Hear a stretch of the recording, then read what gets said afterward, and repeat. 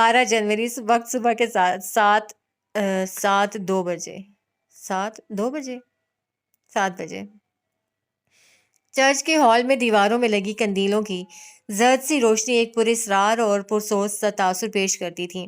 برف باری کا زور تھم گیا تھا، ٹھنڈ تھی کہ ہڈیوں میں گھستی چلی جاتی تھی۔ لکڑی کے بینچوں سے ٹیک لگائے ہوئے جبل نے اپنی آدھی شال حنزلہ کے اوپر ڈال رکھی تھی، بازو اس کے گرد پھیلائے وہ اسے اپنے کندھے سے لگائے ہوئے تھا۔ وہ تھوڑی دیر پہلے ہی جبل کے پاس آئی تھی، وہ اکلوتی تھی، کچھ نہیں بہت ساری رعایات اسے اپنے بھائیوں کی طرف سے ملی ہوئی تھی، جبل کی طرف سے تو کچھ زیادہ ہی۔ زخرف کو کچھ بھی بتانے پہ جبل نے اسے کوئی بات پرس نہیں کی تھی، وہ آئی، اسے آنے دیا اور بات ختم۔ زبرج کے ساتھ رکنے کی مرضی اس کی اپنی تھی اور جبل نے زور نہیں دیا۔ اب وہ اگر جبل کے پاس واپس آ رہی تھی، جبل کو اعتراض کوئی نہیں تھا۔ ایک بات بتائیں لالا، میری ناکام محبت کے ذکر نہ چھیڑ دینا، وہ بند آنکھوں سے بڑبڑایا۔ آپ نے زخرف کو کیوں چھوڑا؟ کوشش تو کرنی چاہیے تھی اس کے لیے۔ اسے رہ رہ کر تہہ خانے کے منظر یاد آ رہے تھے۔ مجبوری تھی، زور گھڑ اور خاتون میں سے کسی ایک کو چننا تھا۔ اور آپ نے محبت چھوڑ دی؟ میں نے محبت چن لی، وہ تصحیح کر گیا۔ انسان کو زندگی میں کئی محبتیں ہوتی ہیں، پہلی ماں باپ سے، اور اس محبت کی خاطر اگر کسی لڑکے یا لڑکی کو چھوڑنا پڑے تو کوئی حرج نہیں۔ گھر سے بھاگ جانا محبت نہیں، آبسیشن ہے۔ پھر کیریئر سے محبت، پڑھائی سے محبت، اب ان محبتوں کے لیے کمفرٹ سے محبت چھوڑنی پڑتی ہے۔ عیاشی اور وقت کی بربادی سے جو محبت ہے اسے بھی چھوڑنا ہوتا ہے۔ انسان محبت چھوڑ سکتا ہے، آبسیشن چھوڑنا مشکل ہے۔ اب آپ غلط بات کر رہے ہیں لالا، وہ بے حد خفا ہوئی۔ اپنی محبت چھوڑنا کیریئر وغیرہ کی محبت سے بہت اوپر کی بات ہے، اور یہ کام مشکل ہوتا ہے۔ بالکل ہوتا ہے، بلکہ ہر قسم کی محبت کو چھوڑنا مشکل ہوتا ہے، مگر کسی لڑکے یا لڑکی سے ہونے والی محبت کو چھوڑنا بے حد مشکل ہوتا ہے، لیکن چھوڑ دینا چاہیے جب محبت کی تک نہ بنتی ہو۔ جب ایک محبت چھوڑ دینے سے کئی زندگیاں بن جاتی ہوں۔ محبت امن، سکون اور بقا ہے، ہم نے اسے سر چڑھا لیا ہے۔ اگر آپ کو زمینیں اور زخرف میں سے کچھ چننے کو کہا جائے تو آپ کیا چنیں گے؟ زمینیں۔ آپ زخرف سے محبت نہیں کرتے لالا، وہ بے حد مایوس ہوئی۔ جبل مسکرایا، دنیا اس کی اصطلاح کیوں نہیں سمجھ رہی تھی۔ میں خاتون سے بھی محبت کرتا ہوں اور زمینوں سے بھی، لیکن زمینیں ضروری ہیں کیونکہ ان زمینوں سے کئی محبتیں جڑی ہیں۔ یہاں میں نے محبت میں بقا اور امن کو چنا۔ خاتون کی محبت میرے دل کو زخمی کر سکتی ہے۔ کچھ محبتیں بے جوڑ اور بے سر پیر کی ہوتی ہیں۔ زخرف وقار سے جبل خان کی محبت بھی بے جوڑ ہے، نہ وہ میرے لیے تھی، نہ ہے اور نہ ہو سکتی ہے۔ اسے شال کا پلو حنزلہ کے اوپر درست کیا، وہ اس کی کپ کپاہٹ محسوس کر سکتا تھا۔ اب میری ناکام محبت کے قصے بھول جاؤ، خواہ دکھی ہونے لگا ہے، وہ ہنس کر بولا۔ اس کی ہنسی میں ٹوٹے دل کی کرچیاں تھیں، حنزلہ کے دل کو کچھ ہوا تھا۔ کئی لمحے ان دونوں کے درمیان خاموشی رہی۔ جبل خان کے گلے میں جانے کیوں گلٹی ابھر کر معدوم ہوئی تھی۔ کہہ دینا آسان تھا، دستبرداری مشکل تھی، اور وہ ہمیشہ مشکل رہتی۔ انہیں جانے دیں لالا، انہیں یا صرف اسے جانے دوں؟ حنزلہ اس کا اشارہ سمجھ کر جھنپ گئی تھی۔ جبل نے کم از کم ان معاملات پہ بے جھجک بات کرنے پہ اسے چھوٹ دے رکھی تھی۔ وہ اپنے ساتھیوں کے بغیر نہیں جائے گا، اس لیے انہیں لوگوں کے لیے اتنا مت کرو ہانی، لوگ اس قابل نہیں ہوتے۔ لوگ نہیں ہوتے ہوں گے، سید شادان اس قابل ہے لالا، وہ بے دھڑک انداز میں بولی۔ وہ اس قابل ہے کہ اس کے لیے اور اس کی بات کی جائے۔ سو جاؤ، رات بہت ہو گئی ہے، وہ اس کا سر تھپکنے لگا۔ لالا پلیز انہیں جانے دیں، لیڈر بنے، خود غرض نہیں۔ میں سو رہا ہوں، آواز آیا۔ وہ بینچ سے ٹیک لگائے آنکھیں موند گیا۔ لالا، زبرج لالا نے آپ کے ساتھ کبھی کچھ غلط نہیں کیا، پلیز۔ کیا معلوم کیا بھی ہو، وہ دھیرے سے بولا۔ بند آنکھوں کے پار وہ منظر ایک بار پھر ابھر آیا تھا، جسے جبل خان چاہتے ہوئے بھی جھٹک نہیں پاتا تھا۔ اسے وہ منظر، وہ دن، وہ تاریخ سب بھولنا تھا، مگر یہ اس کے بس میں نہیں رہا تھا۔ وقت اسے ایک بار پھر پیچھے لے گیا، بہت پیچھے۔ وہ نہیں جانا چاہتا تھا، بالکل نہیں۔ بہار کے دن تھے، بسنت نامی بلا پہ پابندی ہونے کے باوجود گاؤں کے لڑکے ایک بڑے سے میدان میں جمع ہو کر پتنگ اڑایا کرتے تھے۔ دمبے ذبح ہوتے تھے، خوشی سے ہوائی فائرنگ ہوتی تھی، اور ان تمام کاموں سے فارغ ہو کر موسیقی کی محفل لگتی تھی۔ جبل خان کی حویلی کے عقبی حصے میں آج بسنت منانے کے بعد موسیقی کی محفل سجی تھی، رونق سی رونق تھی۔ اسٹیج پہ بیٹھا گاؤں سے ہی تعلق رکھنے والا ایک گلوکار اپنے ساتھیوں کو کوئی ہدایت دے رہا تھا۔ پورے چاند کی رات میں جب محبت نے دل پہ ڈیرے جما رکھے ہوں، ایسی محفلیں پھر سیدھا دل پر آ کر لگتی ہیں۔ حویلی کے عقبی حصے میں جہاں بہرام، عیسیٰ اور گاؤں کے باقی لڑکے موسیقی سے محظوظ ہو رہے تھے۔ وہیں اگر حویلی کی چھت پہ آؤ تو جبل خان نے چھت پہ پہلا قدم دھرا تھا۔ وہاں ایک طرف لکڑی کے تخت پہ زبروج کے سامان رکھے تھے، لیپ ٹاپ، آئی پیڈز، موبائل اور کئی کاغذات۔ دوسری طرف وہ ایک ٹانگ موڑے دوسری لٹکائے موبائل کان سے لگائے ہوئے تھا۔ ڈارلنگ تم میری بات تو سمجھو نا یار، میں آ جاؤں گا رات تک۔ وہ دانین کو رام کرنے کی کوشش کر رہا تھا۔ گلوکار اب پورے سوز میں گانا شروع کر چکا تھا۔ دا زند میت ستا دا پارا، دا مینا ستا دا پارا۔ سویٹ ہارٹ پلیز میں آ جاؤں گا یار، یارا پلیز رونا مت شروع کر دینا۔ دانین میری جان میری بات تو سمجھو۔ وہ اس کی بات سنے بغیر فون کاٹ چکی تھی۔ جبل مسکراہٹ دبائے ہوئے آیا اور تخت پہ ایک طرف نیم دراز ہو گیا۔ زبروج نے سر کو ہاتھوں میں گرا لیا۔ یہ بیویاں اتنا ناراض کیوں ہوتی ہیں یار، اور پھر مانتی بھی نہیں۔ وہ بے اختیار رہا۔ منانے کے معاملے میں وہ بہت بیکار تھا۔ جبل ہنس پڑا۔ دا ستا محبتوں نامی کیسا زندگی دا، داستا محبتوں نامی کیسا زندگی دا۔ یہ ڈارلنگ سویٹ جان منانے کے لیے اور اسے اپنی محبت دکھانے کے لیے بھی بھلا کوئی اصطلاح ہے؟ وہ پورے چاند کو دیکھتے ہوئے گلوکار کی آواز سنتے ہوئے ایک الگ ہی انداز میں بولا۔ آج کل وہ سیارہ محبت کا باسی تھا۔ آج کل اس کے قدموں سے کشش ثقل ختم تھی۔ ہوائیں آس پاس رقص کرتی تھیں۔ پھر کیا بلاؤں اسے؟ بلکہ تم بتاؤ، تم اپنی بیوی کو کیا کہہ کر بلاؤ گے؟ جانان، جانان، گلوکار کی آواز میں سوز بھر گیا۔ جانان، وہ بے ساختہ بولا۔ اس سے زیادہ خوبصورت لفظ کوئی ہو ہی نہیں سکتا۔ جانان چی پکیو سی خمرہ بونکلی دنیا کی دا۔ جانان، جانان، جانان، جانان۔ زبروج نے ٹھہر کر اسے دیکھا۔ وہ موسیقار کے ساتھ دھیما دھیما گنگنا بھی رہا تھا۔ وہ اشتیاق سے چاند بھی دیکھ رہا تھا۔ اس کی آنکھیں اس چاندنی سے زیادہ روشن تھیں۔ اس کے لہجے میں بے فکری تھی اور لبوں پہ تبسم۔ زبروج شاہنواز خود محبت کر چکا تھا، اور جنہیں محبتیں ہو چکی ہوں وہ اپنی برادری کے لوگوں کی شناخت کر ہی لیتے ہیں۔ تم کن چکروں میں ہو جبل؟ وہ سنجیدگی سے آگے کو ہوا۔ جبل ہنوز آنکھیں موندے گنگنا رہا تھا۔ چکروں میں نہیں ہوں، میں تو سیریس ہوں۔ کس کے لیے؟ وہی جس کی آنکھیں سرمئی ہیں، وہ بے دھڑک بولا۔ ایک لمحے کے لیے زبروج سانس نہیں لے سکا۔ میں ان سے شادی کرنا چاہتا ہوں۔ اسے یاد آیا کہ 2 سال پہلے بھی جبل خان نے ہو بہو یہی لفظ کہے تھے، اور آج وہ دوبارہ کہہ رہا تھا۔ یعنی وہ اپنے موقف سے دستبردار نہیں ہوا، یا پھر وہ اسے موقف سمجھنے کی غلطی کر چکا تھا، اور یہ محبت تھی، نری محبت۔ زبروج چند لمحے کچھ بول نہیں سکا۔ وہ 2 سال پہلے کے اس منظر کو بھول ہی گیا تھا، مگر جبل کو سب یاد تھا۔ تم کس بارے میں بات کر رہے ہو؟ زبروج کو اپنی آواز دور سے آتی محسوس ہوئی۔ جبل خان نے اپنی آنکھیں کھول کر اسے دیکھا، گہری سانس لی اور اس منظر کو یاد کیا تو وہ چند سال پیچھے آ گیا تھا۔ نئی نگاہوں سے اپنے اطراف میں دیکھتے اس نے ان الفاظ کی باز گزشت کو آس پاس سنا، پھر آنکھیں سکوڑی، ذہن بیدار ہوا۔ آس پاس منظر بدل گئے اور اب وہ وہاں تھا جہاں اس نے پہلی بار اس سے ملتے جلتے الفاظ سنے تھے، جہاں پہلی بار وہ ان سرمئی آنکھوں سے متعارف ہوا تھا۔ وہ ہاتھوں میں ٹرے لیے تیز تیز قدم اٹھاتے ہوئے اوپری منزل میں بنے کچن سے نیچے کی اور جا رہا تھا جب اس نے زبروج کے کمرے کے باہر کھڑی کسی لڑکی کو زور زور سے دروازہ بجاتے ہوئے دیکھا۔ وہ آگے بڑھ جانا چاہتا تھا مگر وہ ٹھہر گیا۔ سرمئی رنگ کے لباس میں ہم رنگ دوپٹہ سر پہ لیے وہ جبل کے نیم رخ پہ کھڑی تھی۔ اس نے ٹرے ایک میز پہ رکھی اور اس کی طرف بڑھا، ورنہ وہ شاید دروازہ توڑنے کا ارادہ رکھتی تھی۔ زبروج، دروازہ کھولو ورنہ میں یہاں سے ہلوں گی بھی نہیں، اور تم جانتی ہو میں یہ کر سکتی ہوں۔ وہ چند پل رکی، اندر سے کوئی آواز نہیں آئی۔ میں تمہیں بتا رہی ہوں، میں دوسری چابیاں لے آؤں گی، فار گاڈ سیک دروازہ کھولو یار۔ اب کہ اس نے دروازے پہ ٹھوکر ماری، دوپٹہ ڈھلک کر گرا اور اس کے کندھے کو چھوتے بال نظر آئے۔ سامنے سے آتی دانین نے اسے تعصب سے دیکھا۔ وہ دروازہ نہیں کھولے گا جی، آواز پہ زخرف مڑی۔ اب کہ جبل اسے دیکھ سکتا تھا، وہ بھرا بھرا چہرہ، وہ صحت مند لڑکی، مگر اسے صرف وہ سرمئی آنکھیں دیکھی اور بس دیکھ کر رہ گیا۔ تمہیں پتا تو ہے کتنا اٹیچ رہا ہے وہ انکل سے، وہ مجھ سے بھی بات نہیں کر پا رہا، اسے وقت دو۔ میں جب تک اسے دیکھ نہیں لوں گی مجھے سکون نہیں آئے گا۔ اس نے سکون سے اپنا مدعا بتایا۔ وہ ناراض ہوگا کیونکہ باقی سب نہیں آ سکے، میں اس سے بات کیے بغیر یہاں سے نہیں ہٹوں گی۔ جبل یہاں کیوں آیا تھا وہ بھول گیا۔ ہاں، وہ خاندانی مسائل ختم کرنے آیا تھا، مگر یہ کون سا مسئلہ تھا جو اسے اس وقت سب سے اہم لگا، اور کیوں لگا تھا؟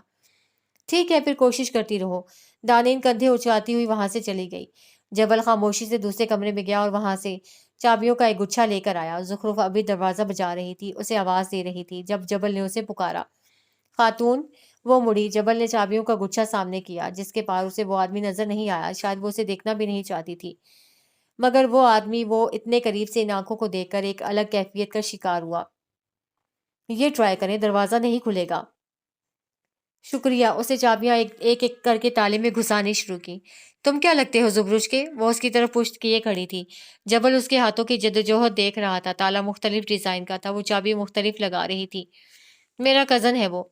پھر تم نے کمرہ کھولنے کی کوشش نہیں کی؟ کوئی چابی لگ کر ہی نہیں دے رہی تھی۔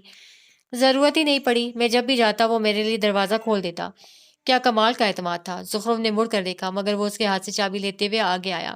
اب وہ زخرف کی طرف پشت کیے ہوئے تھا۔ وہ اس کا چہرہ ٹھیک سے نہیں دیکھ سکی، بس ایک جھلک دیکھی تھی جسے وہ بہت جلد بھولنے والی تھی۔ جب تمہیں یقین تھا وہ تمہارے لیے دروازہ کھول دے گا تو تم نے کھلوایا کیوں نہیں؟ وہ سنجیدہ تھی۔ جبل نے ایک ہی چابی تالے میں گھسائی، لاک کھل گیا۔ مجھے لوگوں کو اسپیس دینے کی عادت ہے۔ اچھا لگتا ہے جب وہ رو کر چیخ کر غم ہلکا کر لیں تاکہ دل کا بوجھ ہٹ جائے۔ یعنی تم یہ کہنا چاہتے ہو کہ مجھے لوگوں کی پرائیویسی کی کوئی پرواہ نہیں؟ ماشاء اللہ سے آپ بہت سمجھدار نکلی۔ وہ اس آدمی کو کوئی جواب دیتی کہ دروازہ کھول کر زبرج سامنے آیا۔ اس کی سرخ آنکھیں، اس کا ملال میں ڈوبا وجود اور اس کے چہرے پہ رقم و حزن، زخرف کا دل کٹ کر رہ گیا۔ یہ کیا حالت بنا کر رکھی ہے یار۔ وہ اندر داخل ہوئی۔ جبل پیچھے رہ گیا۔ آنے والے وقتوں میں وہ کئی بار پیچھے رہ جانے والا تھا، یہ اس وقت اسے اندازہ نہیں تھا۔ مجھے تمہاری فکر ہو رہی تھی، کوئی ایسے کرتا ہے بھلا؟ وہ اب اسے بہت کچھ کہہ رہی تھی۔ زبرج چپ چاپ سنتا رہا۔ دروازے پہ کھڑے جبل خان نے کئی منٹ بعد جو آواز سنی تھی وہ زبرج کے رونے کی تھی۔ وہ رو رہا تھا، بہت بری طرح رو رہا تھا۔ وہ لڑکی اسے تسلی کے چند الفاظ کہہ رہی تھی۔ وہ روتے ہوئے گلا کرتے ہوئے سن رہا تھا یا نہیں، اندازہ مشکل تھا۔ اس روز جبل خان ایک نئے جذبے سے متعارف ہوا تھا۔ اسے لگا تھا بات صرف اس لڑکی کی ایک چھوٹی سی مشکل حل کرنے کی ہے، مگر بات بڑی تھی۔ وہ اس کا دل مشکل میں ڈال گئی تھی۔ اگلے ایک دو دن وہ وہاں آتی رہی۔ جبل اسے دور دور سے دیکھتا رہا۔ اس روز کے بعد اس کے قریب جانے کا اتفاق نہیں ہوا تھا۔ اس روز کے بعد وہ اس کی کوئی مشکل آسان نہیں کر سکا تھا، مگر اس روز کے کئی ہفتے بعد بلاخر اسے جو سمجھ آیا تھا وہ یہ تھا کہ جبل خان کو زخرف وقار کے لیے آسانیاں پیدا کرتے رہنا چاہیے۔ یوں ہی بے مقصد کسی راہداری میں کھڑے اس سے بات کرنی چاہیے، جس طرح اسے پہلی بار دیکھا تھا اسی طرح اتنے قریب سے اسے دیکھنے کا ایک حق ملنا چاہیے۔ وہ کتنا خوبصورت بولتی تھی، اسے سننے کے کئی مواقع ملنے چاہیے، اور اس کی آنکھیں، وہ کئی ہفتے ان آنکھوں کے سحر میں رہا۔ پھر اسے معلوم ہوا کہ وہ اگلے کئی برس قیامت تلک یوں ہی رہ سکتا ہے۔ اسیر، زخرف وقار کی سرمئی آنکھوں کا اسیر۔ شاہ نواز درانی کے انتقال کے 2 ماہ بعد کا ذکر ہے۔ حویلی کی چھت سے کمر جوڑے ہوئے کھڑے زبرج نے مڑ کر تخت پہ بیٹھے جبل خان کو دیکھا۔ وہ اسی کو دیکھ رہا تھا، یک ٹک بے پرواہ۔ میں شادی کرنا چاہتا ہوں، وہ بے دھڑک انداز میں زبرج کی آنکھوں میں آنکھیں ڈال کر بولا۔ میں آخری اطلاعات تک تمہاری ماں نہیں ہوں، پھر مجھے کیوں بتا رہے ہو؟ اس نے ہمیشہ کی طرح مذاق سمجھا۔ مجھے واقعی شادی کرنی ہے اور اسی لڑکی سے کرنی ہے۔ کون لڑکی؟ وہ الجھا۔ جبل نے گہری سانس لی۔ وہ جس کی آنکھیں سرمئی ہیں۔ اول تو زبرج کو کچھ سمجھ نہیں آیا، اور پھر یکدم اس کے دماغ میں کچھ کلک ہوا۔ وہ پچھلے 2 ماہ سے زخرف کے متعلق بہت کچھ پوچھتا رہا تھا۔ زبرج بے اختیار ہنس پڑا۔ تمہیں زخرف اچھی لگتی ہے؟ بہت اچھی لگتی ہے۔ عمر دیکھی ہے اپنی، تم سے بڑی ہے وہ۔ زبرج ایک بار پھر ہنسا تھا، اسے یہ واقعی مذاق لگا تھا۔ تو کیا ہوا، دانین بھی تم سے بڑی تھی، اور شادی کے وقت آپ 21 کے تھے۔ یعنی ہمارے خاندان کا ہر لڑکا میرے نقش قدم پر چلے گا؟ وہ محظوظ سا بولا۔ مجھے اس سے بہت محبت تھی یار۔ اب نہیں ہے؟ اب وہ میرے لیے محبت سے بھی بڑھ کر ہے۔ ٹھیک ہے، پھر میری بھی شادی کرواؤ، چند سال بعد میں بھی یہی کہوں گا۔ جبل گویا فیصلہ کر چکا تھا۔ ابھی تمہاری عمر کم ہے، بڑے ہو جاؤ پھر بات کریں گے۔ اس وقت اس سمے اسے یہ نہیں معلوم تھا کہ بات ختم ہوئی ہے، دل سے نکلی نہیں۔ تم زخرف کو پسند کرتے ہو؟ آج اس کے سامنے کھڑے وہ جیسے یقین نہیں کر پا رہا تھا۔ بتایا تو تھا وہ مجھے اچھی لگتی ہے۔ تم نے تو صرف یہ کہا تھا کہ وہ اچھی لگتی ہے۔ اس طرح تو میرے دوستوں کو ہر دوسرے دن ہر تیسری لڑکی اچھی لگتی ہے۔ اب کے جبل خان نے آنکھیں کھولیں۔ زبرج کو اس کی آنکھوں میں واضح ناگواری دکھی۔ ہمارے یہاں اچھی لگتی ہے کا مطلب ہوتا ہے مستقبل کی بیوی لگتی ہے۔ ہمارے یہاں مطلب بڑے سادہ ہوتے ہیں، وہ جتاتے ہوئے بولا۔ زبرج سفید پڑتے چہرے کے ساتھ بے حد غیر یقینی سے اسے دیکھتا رہا۔ اس کی زندگی کے 2 اہم لوگ ایک چیز کی جستجو میں تھے، وہ دونوں اسے ایک جتنے عزیز تھے۔ یہ ایسا تھا جیسے ایک ماں کے دونوں بیٹوں کو ایک کھلونا پسند آ جائے، اور ستم یہ کہ وہ دنیا کا واحد کھلونا ہو۔ کئی لمحے وہ کچھ بول نہیں سکا۔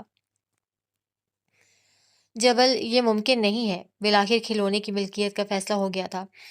زلطان اسکول کے زمانے سے زخرف کو پسند کرتا ہے اور وہی اس سے شادی کرے گا۔ کیوں؟ کیا وہ زلطان کی ملکیت ہے؟ پسند کرنے سے وہ اس کی نہیں ہو جائے گی۔ زخرف بھی اسی کو پسند کرتی ہے۔ وہ دونوں ایک دوسرے سے محبت کرتے ہیں۔ ان کے درمیان کچھ مسائل ہیں، لیکن وہ دونوں ایک دوسرے کے لیے ہیں۔ تم اس کا خیال دل سے نکال دو۔ اسے سہولت سے حل فراہم کیا۔ وہ خیال نہیں ہے، حقیقت ہے۔ اسے دل میں جگہ دینے پہ میرا اختیار نہیں تھا، اور باہر نکالنے پہ بھی نہیں ہے۔ وہ آپ کی دوست ہے۔ آپ میرے لیے اس سے بات کریں۔ میں اماں کو اس کے گھر بھیجوں گا۔ وہ تمہیں جانتی تک نہیں ہے، اور تمہیں لگتا ہے کہ وہ تم سے شادی کر لے گی؟ ارینج میرجز ایگزسٹ کرتی ہیں، بے لاگ تبصرہ۔ تم اور زخرف بہت مختلف ہو۔ وہ مصر ہوا۔ یہ کہاں لکھا ہے کہ جس سے شادی کرو وہ بالکل ہمارے جیسا ہو؟ جبل، میرا دماغ مت خراب کرو، زبرج سختی سے بولا۔ آپ میرا دل خراب مت کریں۔ میں اپنے موقف سے نہیں ہٹ رہا۔ وہ اچھی لگتی ہے اور لگے گی۔ آپ کسی کے دل سے کچھ نکال نہیں سکتے، جبل کے دل سے تو ہرگز نہیں۔ وہ دو ٹوک انداز میں بولا۔ زبرج کو اندازہ ہو گیا تھا کہ وہ وقت گزر گیا ہے جب وہ اسے روک سکتا تھا۔ محبت مرض کی طرح جسم کے ہر حصے میں سرایت کر گئی تھی۔ وہ اگر صرف اس کے دوست کی محبت ہوتی تو اسے کوئی اعتراض نہ ہوتا، لیکن وہ دشمن کی بیٹی بھی تھی، اور بہت جلد بننے والی ان کی اسیر بھی۔ اسے جبل اجلال خان کی آنکھوں میں آج تک ایسی بے خوفی اور خلوص نہیں دیکھا تھا۔ اسے آج بیک وقت محبت سے خوف اور نفرت دونوں محسوس ہوئے۔ جذبات دیمک ہیں، تخت کھا جاتے ہیں۔ اسے آج تک اپنے آپ کو اتنا سیاہ نہیں پایا تھا۔ تمہیں فیصلہ کرنا ہوگا۔ زور گھر اور محبت میں سے کسی ایک کو چننا ہوگا۔ وہ تخت چھوڑ کر اٹھا۔ جبل بے یقینی سے اسے دیکھ رہا تھا۔ گلوکار کا نغمہ نوحے کی صورت اختیار کر چکا تھا۔ میں اس پلان کو چھوڑ رہا ہوں۔ جس دن تم اس کی محبت چھوڑو گے، اس دن میں واپس آ جاؤں گا۔ تمہیں مجھ سے وعدہ کرنا ہوگا کہ تم اس کے خواب دیکھو گے، مگر اس کے حصول کی کوشش نہیں کرو گے۔ آپ بہت غلط کر رہے ہیں۔ میں اس کے بغیر رہ نہیں سکوں گا۔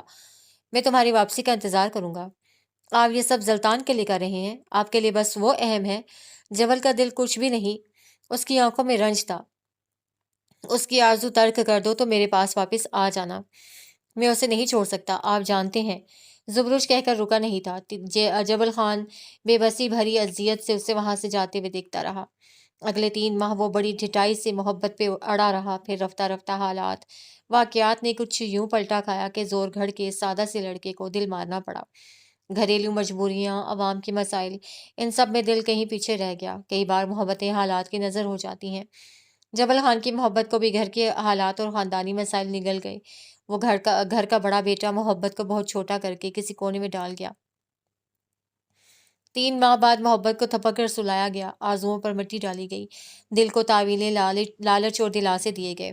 اس نے مانی یا چیخا چلایا، کسی کو کیا فرق پڑا؟ دل کے نہرے نہیں اٹھائے جانے چاہیے، بندہ ذلیل ہو کر رہ جاتا ہے۔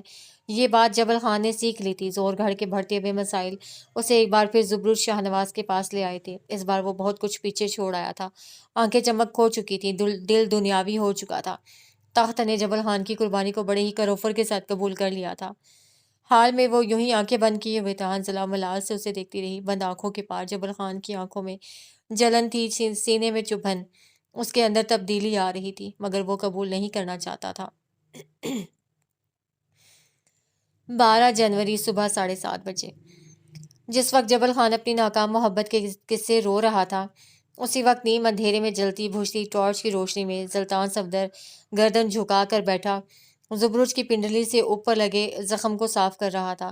یہ ہنٹر کا زخم تھا جسے شاید وہ نوٹس نہیں کر سکا تھا، مگر رات کے اس پہر اس میں اٹھنے والا درد اس کی روح کو جھنجھوڑنے کے لیے کافی تھا۔ جل رہا ہے بھائی، آہستہ ہاتھ چلاؤ، زبرج دبا دبا ہو رہا۔ ڈرامے بازی بند کرو، MBBS ڈاکٹر نہیں ہوں میں۔ زلطان نے روئی رکھ کر اس کے زخم پہ دباؤ بڑھایا۔ زبرج نے لب بھیج دیے۔ اپنے کارنامے بھگت رہے ہو، تم صرف شکر کرو کہ اس وقت ہم قید ہیں، ورنہ جو تمہارے ساتھ ہونی تھی وہ آدھی دنیا یاد رکھتی۔ زبرج نے اس کی جھکی گردن کو دیکھ کر مسکرانے کی صحیح کی، مگر درد اجازت نہیں دیتا تھا۔ آنکھوں میں پانی بھر آیا۔ گالیاں دے دینا، مار لینا، یا پھر جو دل چاہے کرے، چاہو تو چھوڑ بھی دینا، لیکن مجھے معاف کر دینا۔ یہ گلٹ کہ میں نے تم سب کی زندگی برباد کی، یہ مجھے سکون نہیں دے گا۔ تمہیں جبل سے معافی مانگنی چاہیے۔ زلطان نے گندی روئی ایک طرف رکھنی شروع کر دی۔ خون صاف کرتے کرتے زخم واضح ہونے لگا تھا۔ زخم گہرا تھا۔ کس بات کی معافی؟ ہر دفعہ اسے چھوڑنے کی معافی۔ وہ آرام سے بولا۔ وہ آج بھی وہیں سٹک ہے۔ 11 سال کا وہ بچہ جسے اس کا دوست چھوڑ کر چلا گیا تھا، اس نے دوست نہیں بنائے، اسے رشتے نہیں ملے، اچھا بچپن نہیں ملا۔ تمہارے فادر نے اس کی زندگی برباد کر دی۔ میرے باپ کے بارے میں ایسا مت کہو۔ سچ کو ماننا سیکھو زبرج۔ میرے بابا ہیرو تھے، اور ہیرو ہونے سے پہلے وہ ایک انسان تھے۔ کسی بھی انسان کو اپنا مینٹور مانتے وقت یاد رکھنا چاہیے کہ وہ انسان ہے، خطا کا پتلا، اس کے اندر فلاز ہو سکتے ہیں، ہمارے لیے نہیں تو کسی اور کے لیے۔ ہر ہیرو کسی نہ کسی کی کہانی کا ولن ضرور ہوتا ہے۔ تمہارے بابا زور گھڑ کے ہر بچے کے لیے ولن تھے۔ وہ زخم کے گرد سفید پٹی باندھنے لگا۔ اس نے زبرج کے تاریک پڑتے چہرے کو نہیں دیکھا تھا۔ کچھ لوگ ہمارے لیے بے حد اچھے ہوتے ہیں۔ اللہ نے ان کو مقام، عزت، رتبہ دے رکھا ہوتا ہے، اور انہی لوگوں میں کئی بار خامیاں ہوتی ہیں۔ لیکن چونکہ وہ ہمارے پسندیدہ انسان ہیں تو ہم مر کر بھی اپنے آئیڈیل پہ کوئی بات سننا نہیں چاہتے۔ ایک حقیقت بتاؤں زبرج؟ وہ اس کا پوائنچا درست کرتے ہوئے پوچھنے لگا۔ زبرج نے اسے بولنے کے لیے نہیں کہا، لیکن جس دن انسان اپنے آئیڈیل کو قریب سے جان لیتا ہے اس دن وہ آئیڈیل نہیں رہتا۔ تم اپنے باپ کو قریب سے نہیں جان سکے۔ وہ تمہارا آئیڈیل آدمی اپنے اندر خامیاں رکھتا تھا۔ تم انہیں دنیا کی نظروں سے چھپا نہیں سکتے، ان کا مداوع کر سکتے ہو۔ اپنے آئیڈیل کے لیے اتنا کرنا بنتا ہے۔ اس نے زبرج کو دیکھا۔ گہری بری آنکھیں ہرٹ لگتی تھیں۔ وہ لب بھینچے ہوئے تھا۔ جبل خان تم سے ناراض ہے، اسے مناؤ۔ دوستوں کو منائے جانے کا مان ہوتا ہے۔ تم کیوں اس کا مان توڑ رہے ہو؟ زبرج ڈٹائی سے نفی میں سر ہلانے لگا۔ اس نے بس اپنے دل میں میرے لیے زہر بھر کر رکھا ہے۔ ہم 12-13 سال کے تو نہیں تھے۔ اگر اسے کوئی مسئلہ تھا تو مجھ سے کبھی کچھ کہا کیوں نہیں؟ زلطان نے بے حد سنجیدگی سے اسے دیکھا۔ وہ کسے کیا بتاتا؟ تم نے مجھے بتایا کہ جبل خان نے تمہیں اپنے گاؤں بلایا تھا۔ اس نے ایک دوست اور بھائی کو دعوت دی تھی۔ تم نے وہاں جا کر گڑے مردے اکھاڑنے شروع کر دیے۔ پھر وہ کیا کہتا؟ مجھے جبل خان سے اتنی نفرت ہے کہ میں اسے اپنے ہاتھوں سے مار دوں اور مجھے افسوس تک نہ ہو، لیکن وہ سچا، کھرا اور خوددار آدمی تھا۔ دوسری بار تمہاری اس کے پاس واپسی ایجنٹ بن کر ہوئی۔ وہ اس آدمی سے کیا شکایت کرتا جسے محض اپنے باپ کا نام صاف کرنا تھا؟ اور تیسری بار تم اس کے پاس اپنے خاندان کی سلامتی مانگنے گئے۔ اس نے ہر بار تمہارے آگے سر تسلیم غم کیا ہے، لیکن وہ ایک انسان ہے۔ اگر تم نے اپنا خاندان چنا تھا تو تمہیں جبل کو چھوڑنا نہیں چاہیے تھا۔ دوستیاں ایسے نہیں چلتی زبرج۔ ایک کا ہاتھ پکڑ لو اور دوسرے کو دھکا دے دو، کیونکہ ہاتھ پکڑنے والے کو تمہاری ضرورت تھی۔ گرنے والا اگر کہتا نہیں ہے تو کیا اسے دکھ نہیں ہوتا؟ یہ ایک بے حد لمبی تقریر تھی جس سے زلطان نے ایک لمبے عرصے بات کیا تھا۔ دنیا کو آگ لگ رہی ہوتی تو وہ اپنے لفظوں سے نہ بجھاتا، مگر دوست کی طرف چنگاری بھی آئے گی تو زلطان صفدر پھونک سے اڑائے گا۔ اس کے پاس ایک بار دوست بن کر جاؤ زبرج، پھر وہ شکایت بھی کرے گا، ساتھ گلہ کرے گا، روئے گا بھی اور معاف بھی کرے گا۔ وہ مجھے معاف نہیں کرے گا۔ زبرج ہونٹ کاٹنے لگا۔ کیوں؟ وہ زخرف کو پسند کرتا تھا۔ اس کے براہ راست کہہ دینے پہ زلطان ایک لمحے کے لیے تھم گیا۔ باقی دوستوں کی نسبت ان دونوں کو تمہیدوں کی ضرورت نہیں تھی، مگر آج اسے تمہید باندھنی چاہیے تھی، ایسا زلطان کو لگا۔ کرتا ہے، کافی دیر بعد کہہ کر زلطان نے تصحیح کی۔ زبرج حیران نہیں ہوا۔ وہ زلطان کی لوگوں کے چہرے پڑھنے کی صلاحیتوں سے واقف تھا۔ میں نے پلان 7 پہ کام کرنے سے پہلے اس سے ایک شرط رکھوائی تھی کہ وہ زخرف کے پیچھے نہیں جائے گا، اور تمہیں لگتا ہے اسے تمہاری بات مان لی؟ زلطان نے جیسے اس کا مذاق اڑایا ہو۔ وہ مجھے الزام دیتا ہے۔ زبرج کے احساس جرم میں اضافہ ہوا۔ ظاہر ہے وہ دے گا۔ محبت چھوڑنا آسان نہیں ہوتا، مگر مرد محبت کو کسی تیسرے کی وجہ سے نہیں چھوڑتا۔ جبل خان نے بھی زخرف کو تمہاری وجہ سے نہیں چھوڑا، لیکن دل ملامت کرے گا تو کسی کو الزام تو دینا پڑے گا نا۔ حالات، ذات، برادری، کچھ بھی، اسے الزام دینے کو زبرج شاہ نواز مل گیا ہے تو ٹھیک ہے، وہ اپنی جگہ درست ہے۔ زبرج نے تکان سے اسے دیکھا، پھر ہلکا سا مسکرایا۔ زلطان بھی ساتھ مسکرایا تھا۔ شادان کو لگتا تھا وہ زلطان کا سب سے بہترین دوست ہے۔ حسن کو لگتا تھا وہ زلطان کے سب سے قریب ہے۔ شاید وہ دونوں اپنی اپنی جگہ درست بھی ہوں، مگر زلطان صفدر اور زبرج شاہ نواز کے درمیان لفاظی کی گنجائش نہیں تھی۔ ان کے درمیان انکہی کے مسائل نہیں تھے۔ وہ دونوں وقت کی قید سازشوں کے سحر سے آزاد تھے۔ وہ دونوں حقیقی دوست تھے۔ ایسا دوست جو پاس بیٹھے تو سکون ملے، مسکرائے تو دل خوش ہو۔ وہ دونوں خاموش رہ کر بھی ایک دوسرے سے سب کہہ سکتے تھے۔ تم میرے ساتھ کیا کرنا چاہ رہے ہو خبیث؟ سیاست، وہ اسی کے انداز میں بولا۔ آف کورس میں اتنا عظیم نہیں ہوں کہ اس تہہ خانے میں بیٹھ کر تمہاری کاؤنسلنگ کروں۔ تم نے کبھی بیٹھ کر سوچا ہے تم کتنے ذلیل اور خود غرض ہو؟ زبرج نے اسے شرم دلانی چاہی۔ نہیں، تم چاروں ہو نا، مجھے وقتاً فوقتاً یہ احساس دلانے کے لیے۔ زبرج نے افسوس سے نفی میں سر ہلایا اور دونوں ہاتھ اس کی طرف بڑھائے جیسے کہنا چاہتا ہو، اٹھاؤ مجھے۔ زلطان نے سینے پہ ہاتھ رکھ کر شرف قبول کیا تھا۔ شرف قبول کیا تھا، پھر اپنی جگہ سے اٹھا، اس کے دونوں ہاتھ پکڑ کر اوپر اٹھایا، پھر وہ جو ہی کھڑا ہوا زلطان نے اس کی کمر میں ہاتھ ڈال کر اسے سہارا دیا۔ ان دونوں نے ایک نظر اپنے باقی ساتھیوں پہ ڈالی، وہ تینوں ذرا ذرا سے فاصلے پہ دنیا جہاں سے بے خبر نیند کے مزے لے رہے تھے۔ دونوں نے ایک ساتھ گردن واپس موڑ لی، وہ اسے ساتھ لیے چھوٹے چھوٹے قدم لیے آگے جا رہا تھا۔ زبروج ظاہر نہیں کر رہا تھا مگر اسے درد بے تحاشا ہو رہا تھا۔ دروازے پہ کھڑے ہو کر وہ دروازہ بجا رہا تھا۔ دوسری طرف آواز گئی، جبل کی نیند میں خلل پڑا، دیوار سے ٹیک لگائے حنزلہ کو اپنے کندھے سے لگائے اس نے آنکھیں کھولیں۔ دروازے پہ کھڑے مسلح افراد اس کی اجازت کے منتظر تھے۔ جبل، دروازہ کھولو۔ زبروج کی آواز دھیمی تھی۔ جبل کا رواں رواں سماعت بن گیا۔ مجھے تم سے بات کرنی ہے، مجھے میرے دوست سے بات کرنی ہے۔ جبل ساکت رہ گیا، اس کی آنکھوں میں بے اختیار ڈھیر سارا کرب آ کر جمع ہو گیا۔ جبل پلیز دروازہ کھولو، میں کسی تیسرے کے لیے یہاں نہیں آیا، میں ہماری بات کرنا چاہتا ہوں۔ آوازوں کی باز گزشت سے حنزلہ بیدار ہوئی۔ دروازے پہ کھڑے افراد اس کے حکم کے منتظر رہے۔ جبل نے دھیرے سے حنزلہ کو ایک طرف کیا، فرش پہ پڑی پستول اٹھائی اور قدم دروازے کی طرف بڑھائے، ساتھ ان دو لوگوں کو دروازہ کھولنے کا اشارہ کیا۔ انہوں نے پستول سیدھی کرتے ہوئے دروازہ کھولا۔ جبل خان دروازے کی طرف جاتے ہوئے رک گیا تھا، وہ دروازے پہ ایستادہ تھا، جبل کی طرف دیکھتے ہوئے۔ زلطان نے اسے تھام رکھا تھا، جبل چاہ کر بھی اس کے زخمی پیروں کی طرف نہیں دیکھ سکا۔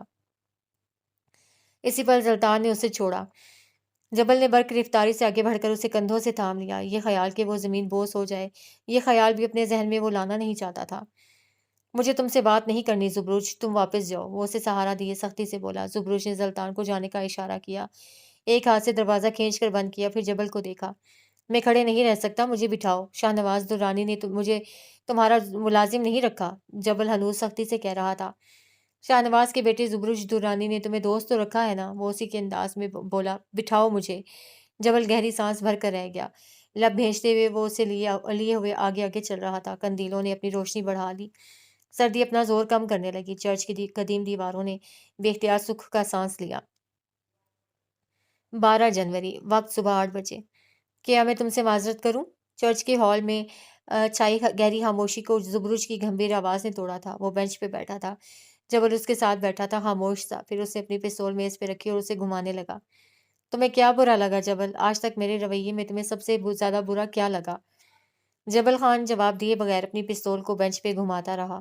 ایسی خاموشی میں وہ یہ ذرا سی آواز پہ اعصاب پہ ہتھوڑے کی طرح لگتی تھی۔ جبل، مجھے بتاؤ میں کہاں کہاں غلط تھا؟ زبروج کچھ جھنجھلایا۔ اس نے جبل کے ہاتھ سے پستول لے لی۔ میں تمہارے پاس دوست بن کر آیا ہوں، ایجنٹ بن کر نہیں۔ کیا تم اب بھی مجھ سے کوئی شکایت نہیں کرو گے؟ تم زلطان کے کہنے پہ آئے ہو؟ جبل نے بے تاثر انداز میں پوچھا۔ میں 29 سال کا ہوں جبل، تمہیں لگتا ہے کوئی دوست مجھے کسی بھی کام کے لیے مجبور کر سکتا ہے؟ زلطان نے مجھ سے 10,000 باتیں اور بھی کہی ہیں، کیا میں نے سب کی سب مان لی؟ میں یہاں صرف اور صرف اس لیے ہوں کیونکہ تم… وہ بولتے بولتے رکا، جبل کی آنکھوں میں دیکھا، سارا بچپن ایک منٹ میں آنکھوں کے آگے گھوم گیا۔ تم دوست ہو میرے، بھائی بھی، ہم دونوں کے درمیان کوئی تیسرا نہیں آ سکتا جبل۔ تیسرا آیا تھا زبروج، ہمارے درمیان تیسرا ہمیشہ تم لائے تھے۔ کئی سال بعد اس نے اپنے دوست سے پہلا شکوہ کیا تھا۔ رکو مت، کہتے رہو، میں سننا چاہتا ہوں، زبروج سنجیدگی سے بولا۔ تم نے جب زور گھر چھوڑا تب ہاں میں نے تم سے بہت کچھ چھپایا، لیکن کیا تم اندھے تھے؟ تمہیں لوگوں کی نظروں میں حقارت اور نفرت نہیں دکھتی تھی؟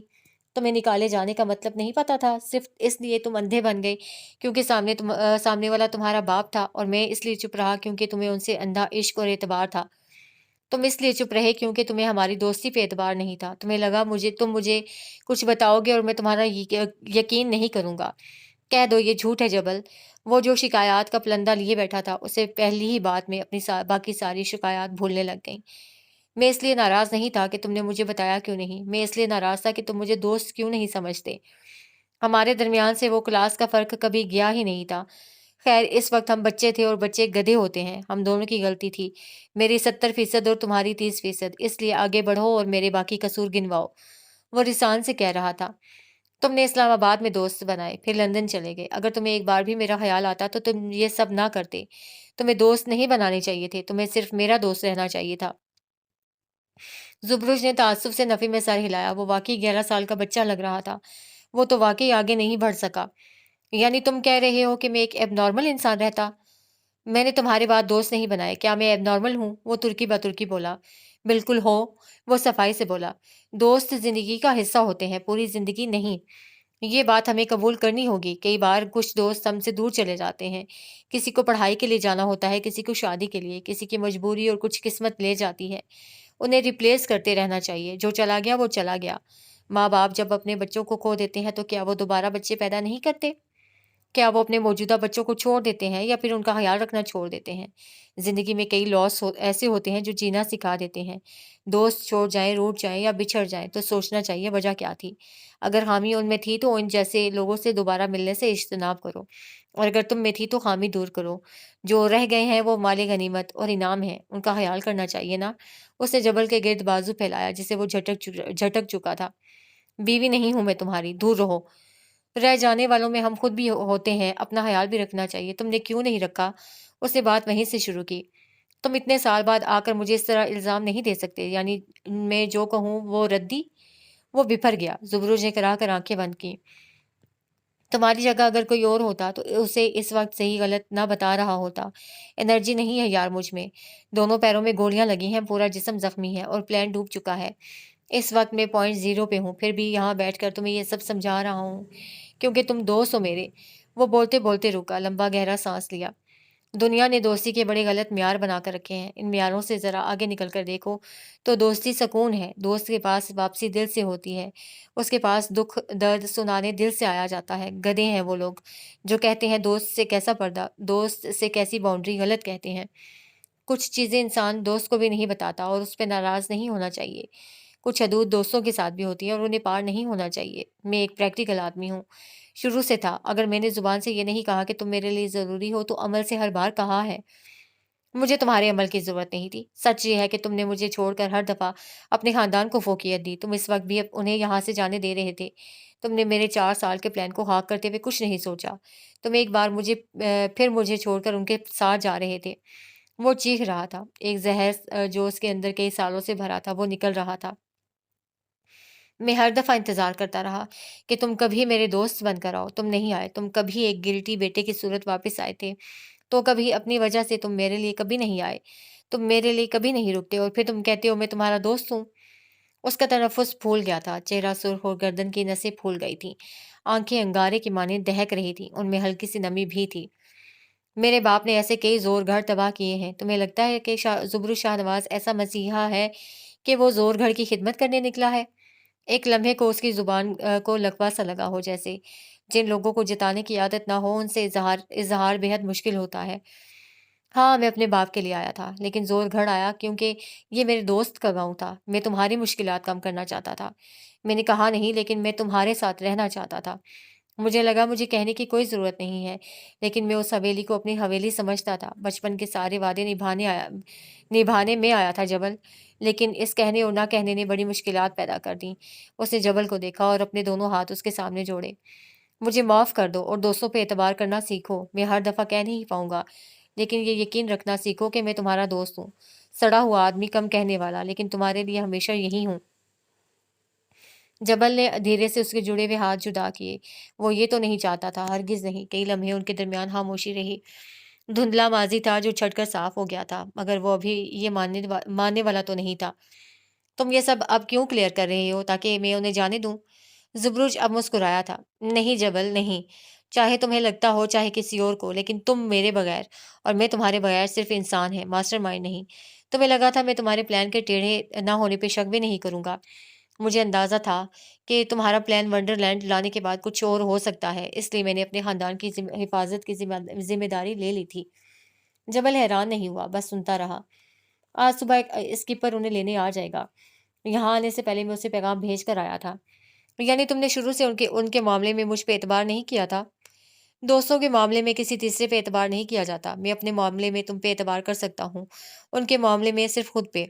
زبروج کہہ کر خاموش ہوا، مگر جبل ہنوز اسے دیکھتا رہا۔ کچھ تھا جو وہ کھوج رہا تھا۔ اب ایسے کیا دیکھ رہے ہو؟ بیوی ہوں کیا تمہاری؟ وہ چڑ گیا۔ تم کیا چھپا رہے ہو؟ تم نے مجھے یہ تاثر دیا کہ میں تمہیں یہاں قید کر کے بیٹھا ہوں، لیکن تم ایک دوسری گیم کھیل رہے تھے۔ تم ٹائم لے رہے تھے تاکہ تم اپنے دوستوں کو یہ تاثر دے سکو وہ مکمل طور پہ ٹریپ ہو چکے ہیں، اور اب تم یہاں ہو صرف اس لیے نہیں کہ مجھ سے معاملات طے کر سکو۔ اب کون سا ٹویسٹ باقی ہے؟ زبرج گردن جھکا کر ہنس پڑا، محظوظ انداز میں، بے حد خوشی سے۔ اس کا چہرہ چمتما رہا تھا۔ सर्कस में हर एक को लगता है खिलाड़ी तो वही है, रस्सी पे चलने वाले को लगता है आवाम उसकी वजह से आती है, रक्स करने वाले को लगता है ये रौनक उसी की है, शेर हाथी के सामने करतब करने वालों को लगता है सर्कस उनके दम से जिंदा है। लेकिन सर्कस सर्कस का बादशाह जानते हो कौन होता है? कौन? सर्कस का मालिक। जुबरुज चमकती आंखों से कह रहा था। वो जिसने एक अलग ही दुनिया बनाई, जिसने हर एक को एक कहानी सुनाई, उम्मीद दी, उसे बताया कि सर्कस तुम्हारी वजह से है। बज़ाहिर सर्कस का मालिक पर्दों के पीछे होता है। ये उसकी कीमत होती है जो उसने तख्त के लिए चुकाई होती है। वो उन्हें बता रहा था कि इस सर्कस में वो तमाम लोग उसकी कठपुतलियां थे, उसके करतब करने वाले, उसके फनकार, उसके अदाकार, और वो हुक्म का इक्का मास्टरमाइंड जो इन सब के दिमागों पे हुकूमत करता था। वो हुकूमत कर सकता था क्योंकि ये फन उसे आता था। तुम्हारे इस सर्कस में मैं कौन हूँ? सुरमई आंखें गहरी भूरी आंखों में गाड़ कर सवाल हुआ। जादूगर। जादूगर? वो दोनों एक साथ बोले। क्योंकि जादू इल्यूजन है, क्योंकि जादू कहानी है।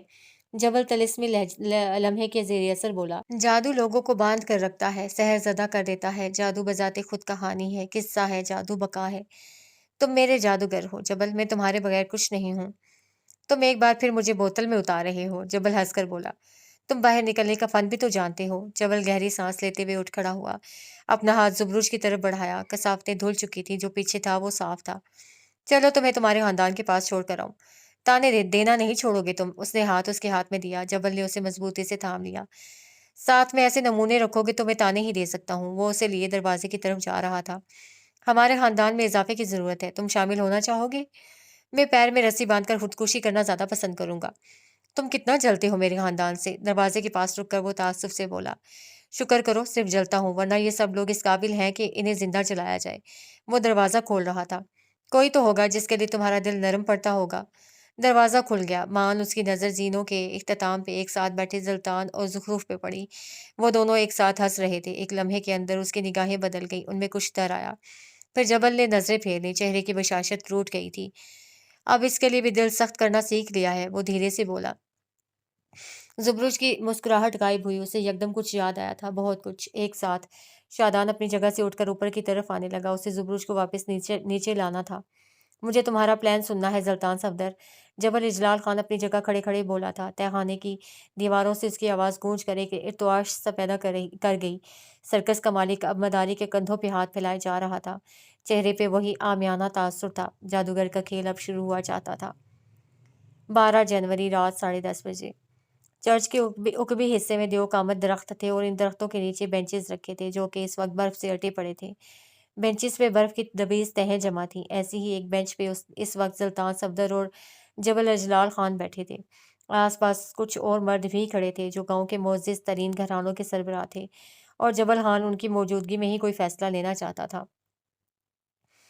वो सुबह के वक्त प्लान सुनने पे अपनी रजामंदी देकर गया था और उसकी वापसी इस वक्त हो रही थी, जानबूझकर या फिर किसी मसले के तहत, मगर वो उन्हें जिज कर रहा था और बहुत ज़्यादा कर रहा था, मगर वो भी बेबस थे और वही रहे। बेंच पे उसके सामने बैठे हुए सुल्तान काफ़ी देर तक बोलता रहा। जबल और बाकी तमाम लोग उसे सुन रहे थे। बिलाशुबा वो बोलने बोलने और सहरज़दा करने का हुनर जानता था। वहाँ खड़े इन तमाम अफराद के दिल में उसके लिए जो नफ़रत और बदगुमानियाँ थीं, वो गो के ख़त्म ना हुई थी, मगर उनके आगे एक सवालिया निशान ज़रूर लग गया था। हसन सुल्तान ने उसे प्लान की जगह पे एक राय दी थी, जिसे अब वो कहानी बनाकर पेश कर रहा था। तुम्हें नहीं लगता ये प्लान रद्दी है? सुल्तान कहकर खामोश हुआ तो जबल ने एक बेलाग सा तबसरा किया। तुम और तुम्हारे दोस्तों में से कोई भी क्रिमिनल नहीं है। जो तुम कह रहे हो वो एक बहुत बड़ी बात है। तुम क्रिमिनल पैदा हुए थे? जुबरूज हैकर पैदा हुआ था? या फिर हम सब इतने अच्छे थे जो इस वक्त यहाँ बैठकर तुम्हारे छोटे से गांव की बात करते, उसकी तरक्की की ख्वाहिश करते? वक्त का कासा एक बार पलट जाए तो कौन क्या था ये याद नहीं रहता जबल, वो रिसानियत से कह रहा था। जो कुछ हमने यहाँ झेला है वो हमारी बर्दाश्त से बहुत ज़्यादा था। हम यहाँ आते वक्त मुख्तलिफ थे और यहाँ से जाते वक्त बहुत मुख्तलिफ है। तुम्हें लगता है तुम हमें आज़ाद कर रहे हो, जबकि इस दुनिया से बाहर निकलकर हम कैद होने वाले हैं। हम सब कोशिश कर रहे थे। तुम्हें नहीं लगता कि मैं और मेरे दोस्त यहाँ 6 दिन नहीं 6 सदियाँ गुजार कर जा रहे हैं? मैं तुम्हारी कैरेक्टर डेवलपमेंट में इंटरेस्टेड नहीं हूँ। उसने हाथ जलाया। मैं सिर्फ और सिर्फ अपने फ़ायदे में इंटरेस्टेड हूँ। तुम यहाँ वापस आओगे, मैं क्यों और कैसे ये बात मान लूँ? हम तुम्हें एक वीडियो पैगाम रिकॉर्ड करके दे देते हैं। अगर हम यहाँ से बाहर निकलकर मुकर गए तो तुम उन्हें लीक कर देना। फ़ायदा कुछ नहीं होगा। लोग अमीरों की गलतियाँ भूल जाते हैं। एक और पेशकश रद्द। زلطان صفدر نے گہری سانس لی۔ وہ واقعی ایک خرد مغز سے ٹکر گیا تھا، یہ شاید اس انسان سے جو اس کے جتنا ہی ذہین تھا، اور ذہین لوگوں کی ناک بہت اونچی ہوتی ہے، وہ اپنے سامنے اپنے عکس کو نہیں دیکھ پاتے۔ تم کیا چاہتے ہو جبل؟ میں اس وقت یہاں تمہاری قید میں بیٹھ کر سوائے باتوں کے اگر کچھ دے سکتا ہوں تو بتاؤ مجھے۔ جبل نے سوچنے کی اداکاری کی، پھر اپنا موبائل جیب سے نکالا اور اس کے آگے کیا۔ زلطان نے ایک نظر اس موبائل کو دیکھا، پھر اسے۔ اب تمہیں کچھ کرنے کی ضرورت نہیں ہے، ہماری ساری باتیں وہاں۔ اس نے اپنی پشت پہ لگے ایک درخت کی طرف اشارہ کیا جہاں ننھا سا کیمرہ جگمگا رہا تھا۔ ریکارڈ ہو چکی ہیں، اگر یہاں سے جانے کے بعد تم اپنی بات سے مکر گئے تو میں اسے لیک کر دوں گا۔ اس کے علاوہ بھی میرے پاس تمہارے لیے بہت کچھ ہے۔ اس نے کنکھیوں سے موبائل کی طرف اشارہ کیا۔ زلطان نے نہ چاہتے ہوئے بھی موبائل اس کے ہاتھ سے لے لیا، جہاں ایک ویڈیو تھی۔ ویڈیو پہ پلے کا بٹن دبایا۔ جیسے جیسے ویڈیو آگے بڑھتی گئی اس کی رنگت سرخ ہوتی گئی، ہاتھ کی مٹھی بھینچتی چلی گئی۔ یہ ان کی تہخانے میں بیٹھ کر اپنی اپنی کرپشن، فراڈ، دھوکہ دہی اور مختلف قسم کی غیر قانونی کاموں کے بارے میں بات چیت کی ویڈیو تھی۔ پھٹے پرانے کپڑوں اور چہرے پر لگے زخم انہیں وکٹم بنا سکتے تھے، لیکن ان کے منہ سے نکلتا زہر انہیں بے وقت موت دے سکتا تھا۔ وہ مٹھیاں بھینچ کر ہی رہ گیا۔ تم مجھے بلیک میل کر رہے ہو؟ زلطان نے اسے ملامت کرنی چاہی۔ میں اور میرے دوست اپنا کیریئر ایک طرف کر کے تمہاری مدد کر رہے ہیں، اور تم ہمارے ساتھ یہ کر رہے ہو؟ ہاں، کر رہا ہوں، کیونکہ تم اور تمہارے دوست یہاں سے باہر نکلتے ہی دنیا کا جو چہرہ دیکھو گے، مجھے پورا یقین ہے کہ تم اپنے فیصلے پہ نظر ثانی کرنا چاہو گے۔ مجھے یقین نہیں آتا کہ میں تم جیسے گھٹیا آدمی کے ساتھ کام کروں گا۔ جبل مسکرایا۔ صرف کام نہیں، تم میرے انڈر کام کرو گے، کیونکہ میں تمہارا باس میں ہوں گا۔ وہ کھڑا ہوا، پشتوں میں اپنے دائیں بائیں کھڑے لوگوں سے اس فیصلے کے متعلق رائے مانگی۔ وہ متفق تھے۔ ایک گہری سانس فضا کے ثبوت کرتے ہوئے وہ زلطان کے ساتھ چرچ کی اندرونی حصے کی طرف جا رہا تھا۔ زور گھر سے بلاہر نفرت کے بادل چھٹ رہے تھے۔ 13 جنوری، وقت رات کے 12:30 بجے۔ آسمان پہ چھائے سیاہ بادل ایک ہو کا عالم پیدا کیے ہوئے تھے۔ پورے چاند کی رات تھی، روشنی نے زور گھڑ کا کونا کونا منور کر رکھا تھا۔ زلطان اس تہخانے میں کھڑا اپنے ساتھیوں کو جانے کی خوشخبری سنا رہا تھا، اور بلاہر ان سب کی آنکھیں واقعی خوش تھیں۔ بلاہر وہ آزاد ہونے والے تھے۔ وہ پانچوں لوگ اپنی زندگی کے 50 سالوں تک ان چند دنوں کو نہیں بھول سکتے تھے۔ یہ طے تھا۔ حنزلہ جبل خان کے ساتھ کھڑی تھی۔ شادان نے اسے دیکھا، پھر چند لمحے دیکھتا ہی رہا۔ یہاں رہنا اگر موت تھی تو یہاں سے جانا بھی حیات نہیں تھا۔ اس کی آنکھوں میں امڑتی نمی کو دیکھ حنزلہ نے اس کی ہتھیلی کی طرف اشارہ کیا تھا۔ شادان نے بلا ارادہ اپنا ہاتھ دیکھا اور پھر بے یقینی سے نظریں اٹھا کر اپنے سامنے کھڑی لڑکی کو دیکھا، جو بمشکل اپنی مسکراہٹ ضبط کیے کھڑی تھی۔ شادان کی کلائی پہ ایک ای میل ایڈریس لکھا تھا۔ یہ یقیناً حنزلہ کا کام تھا، لیکن جس چیز نے اسے حیرت میں مبتلا کیا تھا وہ صرف 2 لفظ تھے، صرف 2 لفظ۔ شادان نے ایک نظر حنزلہ کو دیکھا، بے چارگی سے، خفت سے۔ اسے پشتو نہیں آتی تھی۔ پھر اسے زبرج کو دیکھا۔ ہاں، اسے تو آتی تھی، لیکن شادان کو تھوڑی غیرت بھی آتی تھی۔ اپنے سالے سے اسی کی بہن کا لکھا ہوا اظہار پڑھوانا تھوڑا زیادہ ماڈرن ہو جاتا، اور شادان فی الحال اتنا ماڈرن ہوا نہیں تھا۔ اس کی دوسری امید زلطان صفدر تھا، زلطان جو زخرف کا بیگ اسے پہنا رہا تھا۔ شادان نے اسے کونے سے کھینچ کر اپنی طرف متوجہ کیا، اپنی ہتھیلی اس کے آگے کھول دی۔ زلطان نے بے اختیار منہ پہ ہاتھ رکھ لیا۔ او مائی گاڈ، اظہار محبت؟ آہستہ بول، اس کے بھائی سن لیں گے۔ اس نے زلطان کے پیر کے اوپر بوٹ رکھا۔ زلطان نے اوکے اوکے کہتے ہوئے آواز دھیمی کر لی، پھر غور سے اس کی ہتھیلی پہ لکھے لفظ پڑھنے کی کوشش کی، لیکن اسے کچھ سمجھ نہیں آ رہا تھا۔ سمجھ نہیں آ رہا نا؟ آئے گا بھی کیسے کہ مستقبل کی ڈاکٹر جو ہے، وہ اگر ڈاکٹر ہے تو میں بھی اس کا نرس ہوں۔ لکھا ہے۔ وہ اس کے کان کے پاس جھکا۔ میری جان، آئی ایم سوری۔ پھپھو نے سوتے ہوئے انگوٹھی پہنا دی۔ بھائی مذاق مت کر، ادھر جان پہ بنی ہے۔ میرا موبائل بھی نہیں، ورنہ گوگل پہ ٹرانسلیٹ کر دیتا۔ اچھا دکھاؤ، اب ذرا غور سے پڑھتا ہوں۔ وہ اب کے دوبارہ غور سے اس کی ہتھیلی دیکھنے لگا۔ لکھا ہے جان، آئی ایم سوری۔ کھیل کھیل میں کزن کے ساتھ قبول ہے کر دیا۔ جان، میرا جسم اگر وہاں ہوگا تو روح تمہارے پاس ہوگی۔ یار مت کرو یار۔ شادان بری طرح خائف ہوا۔ صحیح پڑھ کر دے، کیا لکھا ہے؟ لکھا ہے میرا فیورٹ ٹائم پاس۔ شادان کی بانچیں کھل گئیں۔ اس کا بس نہیں چلتا تھا دل پہ ہاتھ رکھ کر فرش نشین ہو جائے۔ حنزلہ کا بھی بس نہ چلتا تھا کہ اس کا گلا دبا دے۔ وہ دنیا کا پہلا مرد تھا جو اپنی محبت کا اظہار محبت اپنے دوست سے پڑھوا رہا تھا۔ شرمندگی تھی۔ کندھے پہ بیگ ٹانگے زخرف نے خود سے ذرا فاصلے پہ کھڑے جبل خان کو دیکھا۔ وہ زبرج سے کچھ کہہ رہا تھا۔ وہ تو دونوں تیز تیز بات کر رہے تھے، وہ ان کی زبان نہیں سمجھ سکی۔ اس نے ایک نظر زلطان کو دیکھا اور مسکرائی۔ وہ بھی اس کے ساتھ مسکرایا تھا۔ اپنی شکل دیکھو زلطان، شادی پوسٹ پون کرنی پڑے گی۔ خیال میرا بھی کچھ مختلف نہیں ہے، اس چہرے کے ساتھ فوٹو شوٹ کیسے ہوگا؟ زخرف نے گہری سانس لی۔ مجھے جبل سے کچھ بات کرنی ہے، حالانکہ وہ اس لائق نہیں ہے۔ وہ اسے دیکھتے ہوئے بولا، وہ میرے ساتھ اچھا رہا ہے، میرے جیلس ہونے کا خدشہ ہے۔ اس کی برجستگی سے وہ محظوظ ہوئی۔ مجھے پھر بھی اس سے بات کرنی ہے، صاف صاف کہو، سننی تو میں نے کسی کے باپ کی بھی نہیں۔ وہ مصنوعی ہویے سے بولا، پھر سامنے سے ہٹ کر اس کے لیے بازو پھیلایا۔ جائیے میڈم، آپ کو زلطان کی طرف سے یوں بھی بہت سی رعایات حاصل ہیں۔ ایک اور صحیح۔ وہ مسکرا رہا تھا، زخرف بھی اس کے ساتھ مسکرائی۔ اب وہ چھوٹے چھوٹے قدم لیتی اس کے پاس آ کر رکی۔ اس نے کسی خیال الہام کے تحت مڑ کر دیکھا۔ وہ اس کے سامنے کھڑی تھی۔ اس کے دل میں ایک ٹیس اٹھی، مگر ہونٹ مسکراہٹ میں ڈھل گئے تھے۔ یہاں آتے وقت تم مجھے سب سے زیادہ برے لگے تھے، اور یہاں سے جاتے وقت تم سب سے زیادہ اچھے لگے۔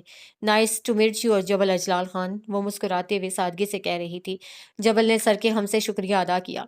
ظاہر ہے میں نے آپ کے تھپڑ اور مکے برداشت کیے ہیں۔ زخرف ہنس پڑی، جبل بھی ہنسا تھا۔ تمہارا فیورٹ ہاسٹیج کون تھا؟ جبل، کم از کم آپ نہیں تھیں، باخدا مجھے سب سے زیادہ تنگ آپ نے کیا، اور اس ڈیڑھ شانڑے نے۔ اس نے باقاعدہ انگلی اٹھا کر زلطان صفدر کی طرف اشارہ کیا۔ وہ اتنا بھی برا نہیں ہے۔ برے لوگوں سے زیادہ اچھے لوگوں سے ڈرنا چاہیے۔ خیر چھوڑیں، آپ جانے سے پہلے قہوہ پینا چاہیں گی؟ نہیں، ویسے مجھے تمہارا قہوہ یاد آئے گا۔ آ جائیے گا زور گھر، فراخ دلی سے کہا، تاکہ تم مجھے دوبارہ کڈنیپ کر سکو۔ لاہور والا، اس نے ہنسے کانوں کو ہاتھ لگایا، میں کوئی پیشہ ور مجرم تھوڑی ہوں۔ شوقیہ تو ہو، کیا معلوم اس دن تمہارا شوق پھر جاگ جائے۔ جبل اب بھی ہنس رہا تھا۔ وہ آخری بار اتنا کھل کر کب ہنسا تھا اسے یاد نہیں تھا۔ اس کی ہنسی واقعی بڑی دل فریب تھی۔ میں قسم کھاتا ہوں دوبارہ آپ کو کڈنیپ نہیں کروں گا، نہ آپ کے سر پہ گن رکھوں گا، نہ بہرام کو آپ کا ہاتھ جلانے دوں گا، اور نہ آپ کو مینیپولیٹ کروں گا۔ آپ بتائیں، اب آئیں گی نا؟ اب آئیں گی آپ؟ سینے پہ ہاتھ باندھ کر اس کی آنکھوں میں جھانک کر سوال کیا۔ وہ چاہتا تھا وہ آئے۔ ہرگز نہیں، زور گھر میں مس فٹ ہوں۔ تم اسلام آباد آنا، اور اگر کوئی کیس وغیرہ کرنا ہو تو مجھے بتانا، میں تمہارا کیس لڑوں گی۔ جبل کی مسکراہٹ پھیکی پڑی۔ آپ میرا کیس نہیں لڑ سکیں گی، میں شہر کے بہترین وکیلوں میں شمار ہوتی ہوں۔ کچھ مقدمے ایسے ہوتے ہیں جن میں کوئی گواہ مدعی مقتول نہیں ہوتا، اور اگر ہوتا بھی ہے تو اسے معافی دے دی جاتی ہے۔ میرا کیس بھی کچھ ایسا ہی ہے۔ زخرف چند پل اسے دیکھتی رہی۔ وہ اس برے وقت کو بھول نہیں سکتی تھی، لیکن وہ جبل خان کا احسان بھی نہیں بھول سکتی تھی۔ اگر وہ نہ آتا تو وہ گولی اسے ختم کر چکی ہوتی۔ میری جان بچانے کے لیے شکریہ، وہ ممنون تھی۔ کیا کہوں، یہ تو میرا فرض تھا، وہ مسکراتے ہوئے بولا تو زخرف بھی ہنس دی۔ میری وجہ سے آپ نے جو تکالیف دیکھی، میں ان سب کے لیے بے حد شرمندہ ہوں، حالانکہ تم نہیں ہو۔ فارمیلٹی بھی کوئی چیز ہوتی ہے خاتون، وہ خفگے سے بولا۔ اب اگر تمہارا فرض فارمیلٹی قرض سب ہو گیا ہو تو ہمیں چھوڑ کر آ جاؤ۔ حسن سلطان نے بالآخر مداخلت کو اپنا قانونی فرض سمجھا۔ وہ ان کی دائیں طرف آ کر کھڑا ہوا تھا، بیگ کندھے پہ، چہرہ دھلا دھلایا، یوں جیسے نانے کے گھر جانے کو کوئی بچہ تیار ہوتا ہو۔ ہاں، بس اس کی ماں نے مارتے وقت ہاتھ ہلکا نہیں رکھا تھا۔ میرا فیورٹ ہاسٹیج حسن سلطان تھا، جبل اسے دیکھتے ہوئے بولا۔ حسن نے ایک بے نیازی بھری نگاہ اس پہ ڈالی اور زخرف کا ہاتھ پکڑا۔ اور وہ بات بتاؤ جو مجھے معلوم نہ ہو۔ کیا شان بے نیازی تھی، کیا غرور تھا۔ جبل خان تو اسے دیکھ کر رہ گیا۔ جہاں جاؤ وہاں فینس تنگ آ گیا میں تو۔ اور کچھ دیر بعد وہ تمام لوگ کندھے پہ بیگ لیے، لڑکھڑاتے قدموں، دکھتے پیروں، زخمی جسم کی اٹھتی ٹیسوں کو سہتے ہوئے تہانے کے زینے چڑھ رہے تھے۔ یہاں آتے وقت وہ خوف لائے تھے، یہاں سے جاتے وقت کندھے ہلکے تھے اور بیک وقت شاید بھاری بھی۔ بابے دہر کئی بار بھلائیوں کے لیے کھلتے ہیں، تسکین کے لیے بھی اور ہدایت کے لیے بھی۔ دہر کے اس باب نے ان کی زندگی 360 ڈگری پہ بدل کر رکھ دی تھی۔ بہت کچھ کھو کر وہ بہت کچھ پا چکے تھے۔ جیپ میں بیٹھے ہوئے وہ خاموش نظروں سے آس پاس دیکھ رہے تھے۔ لوگوں کی آنکھوں میں حقارت کم ہو چکی تھی، وہ نفرت امید میں بدل چکی تھی۔ گلیوں سے گزرتے ہوئے وہ بے خوف تھے۔ ان کے آگے پیچھے کئی جیپس تھیں، لوگ انہیں چھوڑنے جا رہے تھے۔ ان 5 لوگوں کو زندگی میں بے تحاشا ستائش، رتبہ، مقام، عزت ملا تھا، لیکن آج جو کچھ مل رہا تھا وہ انہوں نے کمایا تھا، اور اس کمائے ہوئے پہ انہیں فخر تھا۔ میدان پھر سے وہی تھا، اور اس کے پار ایک پل، یکے بعد دیگرے وہ سب جیپ سے اتر آئے۔ برف باری تھم چکی تھی، مگر آسمان کی سیاہی اور چمکتا چاند اس وقت اماوس کی کسی سیاہ رات کا سا تاثر رکھتی تھی۔ لوگوں کا ایک ہجوم تھا جو ایک طرف کھڑا انہیں دیکھ رہا تھا، دوسری طرف زلطان، زخرف، حسن، شادان اور زبرج تھے۔ جبل زبرج کے ساتھ کھڑا تھا۔ یہ ایک الوداع تھا، یہ واقعی الوداع تھا۔ دفتن ہر اور شور سمجھ گیا۔ پل کی دوسری طرف سے بیسیوں کی تعداد میں گاڑیاں اس طرف آ رہی تھیں۔ گاڑیوں میں مسلح افراد سوار تھے، ساتھ پولیس کی 2 گاڑیاں بھی تھیں۔ جن کے سائرن بج رہے تھے۔ مجمع میں بے چینی سی پھیل گئی، لوگ یہاں سے وہاں بھاگنے لگے۔ وہ چار لوگ کبھی لوگوں کو دیکھتے تھے اور کبھی دوسری طرف گاڑیوں کو، پولیس کو اور گاڑیوں سے اتر کر ان کی طرف آتے افراد کو۔ بس ایک زلطان صفدر تھا جو یک ٹک پلک جھپکے بغیر سامنے کھڑی سفید رنگ کی گاڑی کو دیکھ رہا تھا، جس کے حرکت کرتے ٹائر ابھی پوری طرح رکے نہیں تھے، مگر کوئی تھا جو چلتی گاڑی سے دروازہ کھول کر باہر نکلا تھا۔ زلطان صفدر جہاں تھا وہاں تھم گیا۔ اندازے الگ تھے، حقیقت سہجانہ نیری اذیت تھی۔ گاڑی سے اترنے والا مرد سراج صفدر تھا، اس کے چہرے پہ ہوائیاں اڑ رہی تھی، اس کی نظریں دیوانہ وار کسی کو تلاش کر رہی تھیں۔ آس پاس لوگ بکھر گئے تھے، پولیس افسران نے چاروں طرف سے علاقے کو گھیرنا شروع کر دیا تھا۔ سراج صفدر کی متلاشی نگاہوں کو بلاخر وہ منظر دکھا جس کے لیے وہ دیوانہ وار ہر کشتی جلا کر یہاں تک آیا تھا۔ اس رش، شور، انتشار اور ہنگاموں کے درمیان بھی اپنے بھائی کو دیکھ کر اسے بے تحاشا سکون ملا۔ زلطان صفدر، اس کا بھائی، وہ اس کے سامنے کھڑا تھا، زندہ سلامت۔ ایجنٹ نے اسے جھوٹ بول کر بلایا تھا؟ کیا اس کے بھائی کی زندگی واقعی خطرے میں تھی؟ جو بھی تھا وہ اس انسان کے لیے آ سکتا تھا، باب دہر کے اس پار بھی۔ زلطان کی نظریں ایک لمحے کے لیے بھی اس سے ہٹ نہیں سکی تھیں۔ سراج نے لمحے کے 1000ویں حصے میں اپنے تاثرات کمپوز کر لیے۔ وہ اب آگے آ رہا تھا، ہر قدم موت جیسا تھا، ہر قدم حیات جیسا تھا۔ اس کی آنکھوں کے آگے کئی ٹوٹے بکھرے منظر تھے۔ تم چاہتی ہو کہ تم میرے بھائی کو ایک قید خانے میں رکھو اور میں تمہیں سپورٹ کرتا رہوں؟ دماغ خراب ہے میرا؟ سراج صفدر عرف اسکپر اپنے سامنے صوفے پہ بیٹھے زبروج پہ گررا رہا تھا۔ یہ آپ کے بغیر ممکن نہیں ہے۔ میں باقی 3 لوگوں کے خاندان کو جھیل سکتا ہوں، لیکن اس پورے پلان میں آپ کو ڈبل کراس نہیں کر سکتا۔ میرے بھائی کو اگر ہاتھ بھی لگایا تو میں تمہارا خاندان تباہ کر دوں گا زبروج۔ بھولو مت، تم جو ہو میری وجہ سے ہو۔ اس کی آنکھیں سرخ پڑ رہی تھیں، آواز اب ہرراہٹ میں تبدیل ہو رہی تھی۔ میں اپنے خاندان کی حفاظت کرنا جانتا ہوں اس کی پر، سو اپنی دھمکیاں آپ کسی مظلوم کے لیے سنبھال کر رکھیں۔ وہ بے لچک انداز میں بولا، اسے کوئی نقصان نہیں ہوگا، جیسے ہی ہمارا کام ہو جائے گا میں اسے صحیح سلامت آپ کے پاس لے آؤں گا۔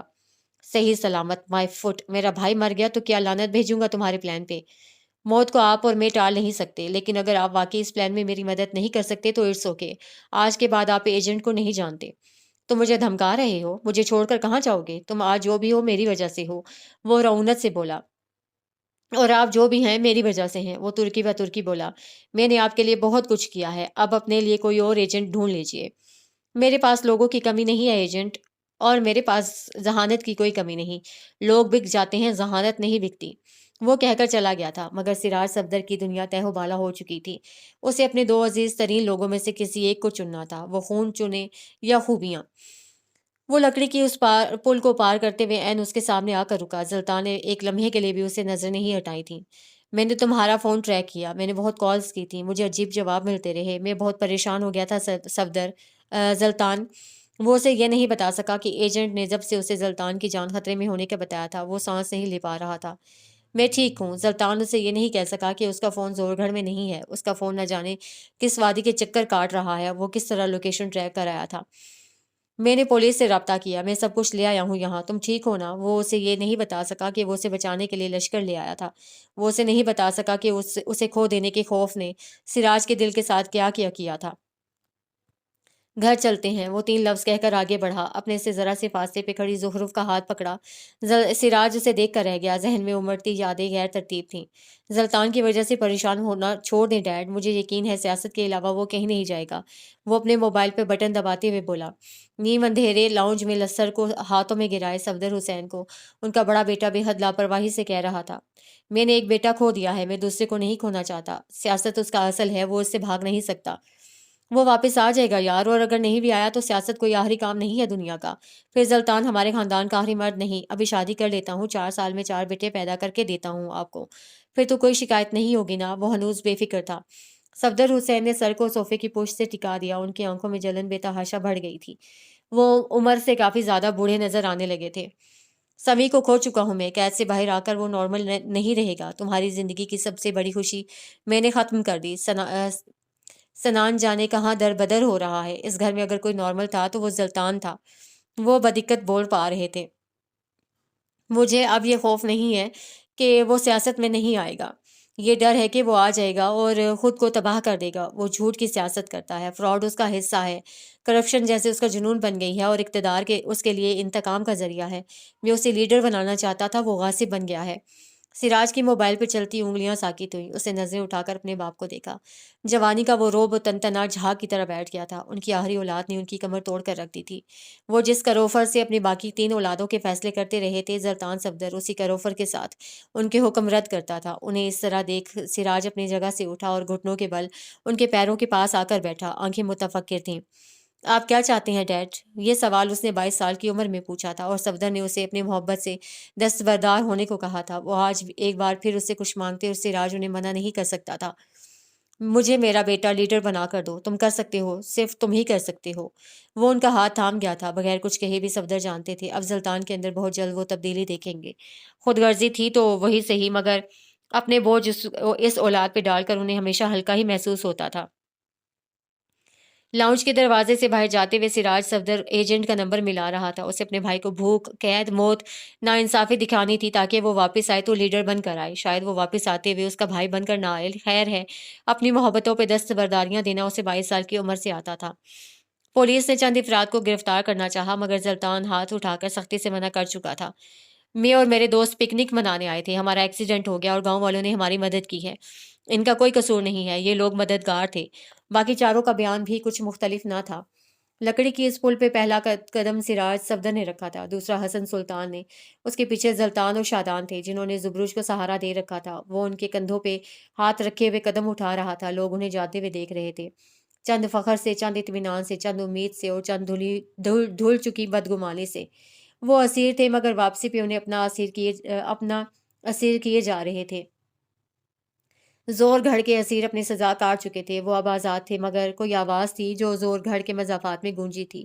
وہ پستول سے نکلنے والے لوہے کی آواز تھی۔ یکے بعد دیگرے 3 فائر ہوئے۔ زبروج کے جسم نے جھٹکا کھایا، گولیاں اس کے جسم کو چیرتے ہوئے نکلی تھیں۔ اپنے دوستوں کے کندھوں پہ جمے اس کے ہاتھ بے دھم ہوئے۔ وہ گھٹنوں کے بل لکڑی کے اس پل پہ گر پڑا تھا۔ لمحوں کا کھیل تھا، لمحوں میں ختم ہوا۔ کیا، کب، کیسے، کیوں ہوا، کسی کو کچھ سمجھ میں نہیں آیا تھا۔ ہر شے سلو موشن میں ہو رہی تھی۔ پولیس مجمع میں اس شخص کو تلاش کر رہی تھی جس نے گولی چلائی تھی۔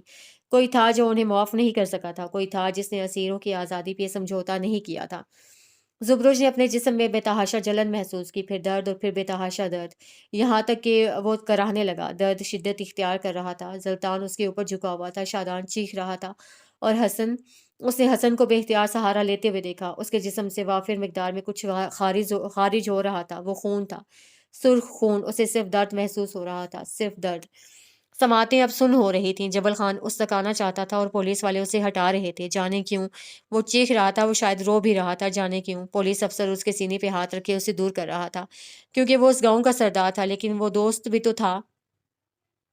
پھر اس نے زخرف کو اپنے قریب بیٹھتے دیکھا۔ وہ اس کی آنکھوں سے گرتے آنسو اپنے ہاتھوں پہ محسوس کر سکتا تھا۔ وہ درد میں مسکرا دیتا تھا تو وہ چاروں بھی مسکراتے تھے۔ انہیں روتے دیکھ اس نے مسکرانے کی کوشش کی، مگر اسے محسوس ہوا یہ دنیا کا سب سے تکلیف دہ کام تھا۔ درد، اس درد نے اس کی آنکھوں کے گوشے بھگو دیے۔ لوہے کے وہ ذرے اسے ایک جگہ دھنستے محسوس ہوئے۔ اس کی آنکھوں کے آگے منظر دھندلے ہوئے، حالانکہ وہ ان چاروں کو مزید دیکھنا چاہتا تھا۔ اس کے ہاتھ مفلوج تھے، حالانکہ وہ ہاتھ بڑھا کر ان کے آنسو پونچھ لینا چاہتا تھا۔ ان دھندلے مناظر کے پار اسے شدت سے ایک چہرے کی کمی محسوس ہوئی۔ وہ کمی دانین جعفر کی تھی۔ ایک لمس غیر موجود تھا، وہ اسے محسوس کرنا چاہتا تھا۔ وہ اس کی بیوی کا لمس تھا، ایک خوشبو جس سے آس پاس کثافتیں دھل جاتی تھیں۔ وہ اس کے بیٹے کی خوشبو تھی۔ اندھیرے میں جاتے اس کے ذہن میں ایک ایک کر کے یادیں بنتی گئیں۔ زور گھڑ کا بچھڑا دوست، لندن کے ساتھی، سفید ٹیولپس جیسی اس کی شفاف محبت۔ سن ہوتی سماعتوں میں آخری آواز اس کے بیٹے کی تھی۔ اندھیرے میں جاتی آنکھوں نے دانین جعفر کا چہرہ دیکھا، اس کی کمی کو محسوس کیا۔ اسے اگر زندگی مہلت دیتی تو اس کے لیے سفید ٹیولپس ضرور لے جاتا۔ روتی آنکھیں، چیختے چلاتے دوست، روٹھی محبت اور وجود کے کھوئے ہوئے حصے کو اس جہاں میں چھوڑ کر اس نے آنکھیں بند کر لیں۔ دماغ تاریکی میں ڈوبتا چلا گیا۔ وہ اب کچھ بھی محسوس نہیں کر سکتا تھا۔ درد ختم، محرومیاں غائب، آرزوئیں خاک ہوئیں۔ باب دہر کسی کے لیے مکمل طور پہ بند ہو چکا تھا، ہمیشہ ہمیشہ کے لیے۔ حق ہاں۔ 8 ماہ بعد سفید اور ہلکے گلابی رنگ کے ڈیکور پہ سجے صفدر مینشن کے لان میں مہمانوں کی تعداد مختصر تھی۔ میزوں کے ساتھ لگے چھتری نما سٹینڈز پہ برقی کمکمے جگمگا رہے تھے۔ گھاس کی تراش فراش اور رنگ برنگی پھولوں نے لان کو الگ رونق بخش رکھی تھی۔ دروازے پہ ایک بورڈ رکھا تھا جہاں سنہری حروف میں زلطان صفدر اور زخرف وقار کے نکاح کی تقریب کا حصہ بننے پہ خوش آمدید کہا جا رہا تھا۔ سجاوٹ بے حد عام تھی، مہمان مختصر تھے، پیسہ پانی کی طرح بہانے کی بجائے بچایا گیا تھا۔ ڈھولکی، مایوں، مہندی اور اس طرح کے کئی چونچلوں کو ایک طرف رکھتے ہوئے میوزک کے بے ہنگم شور سے دور، نئی زندگی کی شروعات اپنوں کے درمیان دعاؤں اور سادگی میں ہونے والی تھی۔ 8 ماہ قبل ان کی زندگی میں آنے والے طوفان نے انہیں بدل کر رکھ دیا تھا، اس میں کوئی شک نہیں تھا۔ 8 ماہ قبل یہ شادی ایک فینسی ڈریس شو ہوتا، آج وہ ایک نکاح کی تقریب تھی۔ اچھی لگ رہی ہو، زخرف کے ساتھ صوفے پہ بیٹھتے ہوئے حسن سلطان نے اسے بتایا تھا۔ وہ سفید رنگ کے کرتا شلوار میں ملبوس تھا، پیروں میں ہمیشہ کی طرح لاکھوں کی مالیت کے جوتے نہیں تھے۔ آج اس نے عام نہ صحیح لیکن زیادہ مہنگے جوتے نہیں پہنے تھے، مادی اشیاء وقت کھو چکی تھیں۔ واقعی اچھی لگ رہی ہوں یا ہمیشہ کی طرح ڈرامہ کر رہے ہو؟ وہ دوپٹہ سر پہ جماتے ہوئے کہہ رہی تھی۔ حسن نے گردن پھیر کر اسے دیکھا۔ زمرد رنگ کے انگرکھا جس کے دامن، بازوؤں اور گلے پہ سنہری رنگ کا بے حد خوبصورت کام ہوا تھا، کانوں میں سنہری آویزے، گلے میں چوکر اور ماتھے پہ ٹیکا، وہ صرف اچھی نہیں لگ رہی تھی، وہ خوبصورت لگ رہی تھی۔ چھوٹے بالوں میں کرل ڈال رکھے تھے جن میں سے چند لٹیں چہرے پہ جھول رہی تھیں۔ یہ بال یقیناً اس نے زلطان کی پسند پہ بنائے ہوں گے۔ سرمئی آنکھیں آج بے حد روشن تھیں۔ حسن گہری سانس بھر کر رہ گیا۔ میری تعریف تو اب فضول لگے گی، ویسے اس میسنے نے تعریف نہیں کی کیا؟ ابھی اسے کہاں ملی ہوں؟ حسن نے نفی میں سر ہلایا۔ مانا کہ آج تک کوئی چکر نہیں چلایا میں نے، لیکن وہ جو محبت کے چونچلے ہیں ان سے اچھی طرح واقف ہوں، جیسے کہ وہ برائڈل روم میں تمہیں دیکھنے آیا ہی نہیں ہوگا۔ باخدا وہ برائڈل روم میں مجھے دیکھنے نہیں آیا، وہ دھیمی آواز میں سچ ہی تو کہہ رہی تھی۔ حسن کو اپنی جنرل نالج پہ شک سا ہوا۔ زخرف کو اس کی اور زلطان کی آخری ملاقات یاد آئی۔ وہ اپنے گھر کے پورچ کی طرف بڑھ رہی تھی، بیگ میں سے کچھ نکالتے ہوئے وہ آس پاس دیکھے بغیر چل رہی تھی، ساتھ ساتھ کچھ بڑبڑا رہی تھی۔ آج وہ کافی مصروف لگتی تھی۔ کتنی بار کہا تھا تم سے جلدی کر لو، دیر ہو جائے گی، لیکن تم… گاڑی کا فرنٹ ڈور کھولتے مسلسل بولتے ہوئے وہ یکدم رک گئی۔ غلطی ہوگی میڈم، اصل میں آپ کے ہونے والے شوہر کا کام تھوڑا مصروفیت کا ہے۔ وہ اسٹیئرنگ پہ سر ٹکائے دلچسپی سے اسے دیکھتے ہوئے کہہ رہا تھا۔ بھوری آنکھوں میں چمک تھی، ماتھے پہ بکھرے بال اسے دیکھنے پہ مجبور کرتے تھے۔ میرا ہونے والا شوہر ہمارے نکاح والے دن اس وقت یہاں کر کیا رہا ہے؟ وہ دروازہ کھول کر فرنٹ سیٹ پر آ کر بیٹھی۔ موڈ اچانک خوشگوار ہو گیا تھا۔ کچھ نہیں، بس ایک پرانی دوست تھی، اسے فلرٹ کرنے آیا تھا۔ وہ گاڑی کو سڑک پہ لاتے ہوئے بولا۔ میری وہ دوست کافی خوبصورت تھی ویسے۔ میرا بھی ایک دوست تھا، سوچ رہی ہوں اسے فلرٹ کرنا شروع کر دوں۔ شادی سے پہلے کچھ تو ایڈونچر ہونا چاہیے، ہے نا؟ اگر وہ دوست میرے علاوہ کوئی ہے تو تمہارے ایڈونچر میں اس کی جان چلی جائے گی، لیکن خیر ہے تم شوق پورے کرو۔ زلطان صفدر نے کھلے دل سے آفر دی۔ کتنا اچھا تھا نا وہ؟ اور تم جو اپنی ماضی کی دوست سے فلرٹ کرنے کا سوچ رہے ہو، کیا میں اس کی جان لینے کا سوچ سکتی ہوں؟ تم خودکشی کرو گی کیا؟ زہرف کو لگا وہ مسکرایا ہے۔ تمہارے علاوہ کسی کو میرے خیالوں تک بھی دسترس نہیں ہے۔ مور کاٹتے بے حد سہولت سے عام انداز میں کہا جانے والا اس کا جملہ اس کے ساتھ بیٹھی لڑکی کے لیے عام ہرگز نہیں تھا۔ وہ مسکرائی اور طمانیت سے آنکھیں موند لیں۔ 8 ماہ پہلے اس نے ایک اظہار کیا تھا اور 8 ماہ بعد آج دوبارہ کیا تھا۔ ہاں، وہ شخص کہنے میں کنجوس تھا، مگر آج کل زخرف کی طرف سے بھی اسے رعایات ملنے لگی تھیں۔ زلطان صفدر اس کی زندگی کا سب سے خوبصورت دور تھا۔ خوشی یہ تھی کہ وہ ہے اور رہے گا۔ تم خوش ہو زی؟ سب ٹھیک ہے، سب اچھا ہے، لیکن میں زبرج کی کمی محسوس کر رہی ہوں۔ کاش وہ بھی ہوتا۔ وہ بند آنکھوں سے بڑبڑائی۔ کئی بار زندگی کے پلانز ہمارے مطابق نہیں ہوتے، کچھ پلان اوپر بنتے ہیں اور انہیں یہاں بس فالو کرنے بھیجا جاتا ہے۔ ہمیں بھی کرنا چاہیے، ہمارے چالنے سے کچھ نہیں ہوتا۔ وہ خاموش رہی، جواباً کچھ نہیں کہا۔ ہال میں وہ اسٹیج پہ کھڑا اسے دیکھ رہا تھا جہاں سے زخرف آ رہی تھی۔ اس کے ایک طرف حسن سلطان اور دوسری طرف شادان تھا، اور رکب میں باقی دوست اور بہنیں۔ زلطان اسے دیکھ کر مسکرا رہا تھا، وہ بھی مسکرائی تھی۔ آنکھوں کی چمک اور لبوں پہ ٹھہرا تبسم، اس اعزاز کو وہی سمجھ سکتے ہیں جنہوں نے محبت کی ہو۔ اسٹیج پہ زلطان کی دائیں طرف حنزلہ کھڑی تھی۔ وہ بھلا اپنے فیورٹ نرس کی شادی کیسے مس کر سکتی تھی؟ انگرکھے والی دلہن کو اسٹیج پہ رکھے صوفے پہ بٹھایا گیا۔ دوسری طرف صوفے پہ دلہا صاحب تھے، درمیان میں پھولوں کی لڑیاں تھیں۔ مولوی صاحب نکاح کے کلمات پڑھا رہے تھے۔ زلطان صفدر کے لیے یہ لمحات حیات تھے، مگر وہ اس جہنم کو نہیں بھول سکتا تھا جو اس نے 8 ماہ پہلے دیکھی تھی۔ قیامت آ کر گزر جاتی ہے، آثار چھوڑ جاتی ہے، اسے بھی وہ آثار بھولے نہیں تھے۔ رونق، خوشیاں، کہے خوشبوئیں سب ایک طرف ہوئیں۔ وہ ماضی کی بھول بھلیاں میں ایک بار پھر غرق ہو چکا تھا۔ 8 ماہ پہلے ICU کے باہر کھڑے ان تمام افراد کے لیے کہانی پلٹ کر رہ گئی تھی۔ فرش پہ بیٹھے جبل خان کی نگاہیں ایک نقطے پہ ساکت تھیں۔ آج اسے کھڑا نہ ہوا گیا۔ اسے لگا تھا یہ دنیا کا بہت مشکل کام ہے۔ نظریں اٹھا کر دیکھو تو دروازے کے ساتھ لگ کر کھڑے حسن، زلطان اور شادان کے سینے، سویٹر اور شال پہ خون کے دھبے تھے۔ ایسا ہی خون ان کے دلوں سے بھی رس رہا تھا۔ ہر شے، ہر زاویے ایسے بدل جائے گا، یہ ان کے وہم و گمان میں بھی نہیں تھا۔ ان کی آنکھیں خشک ہوتیں پھر برستیں۔ یہ عمل پچھلے 4 گھنٹوں سے جاری تھا۔ ڈاکٹر کا عملہ یہاں سے وہاں افراتفری کے عالم میں کبھی خون ارینج کرتا، کبھی دوائیاں لاتے، کبھی بغیر کوئی تسلی دیے بس سامنے سے گزر کر چلے جاتے۔ زلطان نے نگاہیں جھکا کر اپنے ہاتھوں کو دیکھا۔ ان پہ جمع خون خشک ہو گیا تھا۔ وہ چپچپاہٹ اب خشک ہو کر جلد کو کھینچ رہی تھی۔ کیا ہے انسان؟ کیا ہے اس کی زندگی؟ کیا اوقات اور کیا اس کی رضا؟ ایک وقت میں خون کا لوتھڑا اور اگلے ہی پل مٹی کا ٹھیکرا۔ اس کی نگاہیں ہاتھوں سے پھسل کر اس فرش پہ بیٹھے جبل خان تک گئیں اور غصے کی ایک لہر اس کے اندر دوڑ گئی۔ اس نے آگے بڑھ کر اسے گریبان سے پکڑ کر کھڑا کیا۔ وہ کھڑا ہو گیا۔ کس نے گولی ماری؟ تمہارے کہنے پہ ماری تھی نا؟ تم نے کیا ہے یہ؟ تم نے کیا ہے؟ وہ چلاتا رہا، اس کا گریبان جھنجھوڑتا رہا۔ یہ خیال کہ زبرج مر بھی سکتا ہے، صرف یہ خیال اس کے دل کو جما کر برف کر دینے کی صلاحیت رکھتا تھا۔ اگر اسے کچھ بھی ہوا تو میں تمہیں تمہارے زور گھر سمیت آگ لگا دوں گا۔ تم نے ابھی صرف میرا ضبط دیکھا ہے، تم میرے قہر سے واقف نہیں ہو۔ میں تمہارے آدھے گاؤں کو تھانے میں سڑتے رہنے کے لیے چھوڑ سکتا ہوں، تم مجھ سے واقف نہیں ہو۔ اس نے جبل کو دیوار سے لگایا اور دونوں ہاتھ اس کی گردن پہ رکھے۔ وہ ابھی مزاحمت نہیں کر رہا تھا، بس بے حس و حرکت کھڑا رہا۔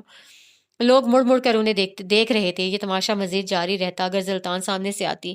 حواس باختہ دانین کو نہ دیکھ لیتا۔ وہ دیوانہ وار بھاگتے ہوئے اسی طرف آ رہی تھی۔ ہمدان اس کے پیچھے تھا۔ وہ اپنی ماں کی یہ حالت دیکھ کر رو رہا تھا۔ زلطان نے دھیرے سے جبل خان کی گردن چھوڑ دی، اپنے خون آلود ہاتھ پشت پہ باندھ لیے اور چہرے کے تاثرات پہ قابو پایا۔ شادان نے راہداریوں میں آتے بچے کو دیکھا تو اس کی طرف لپکا۔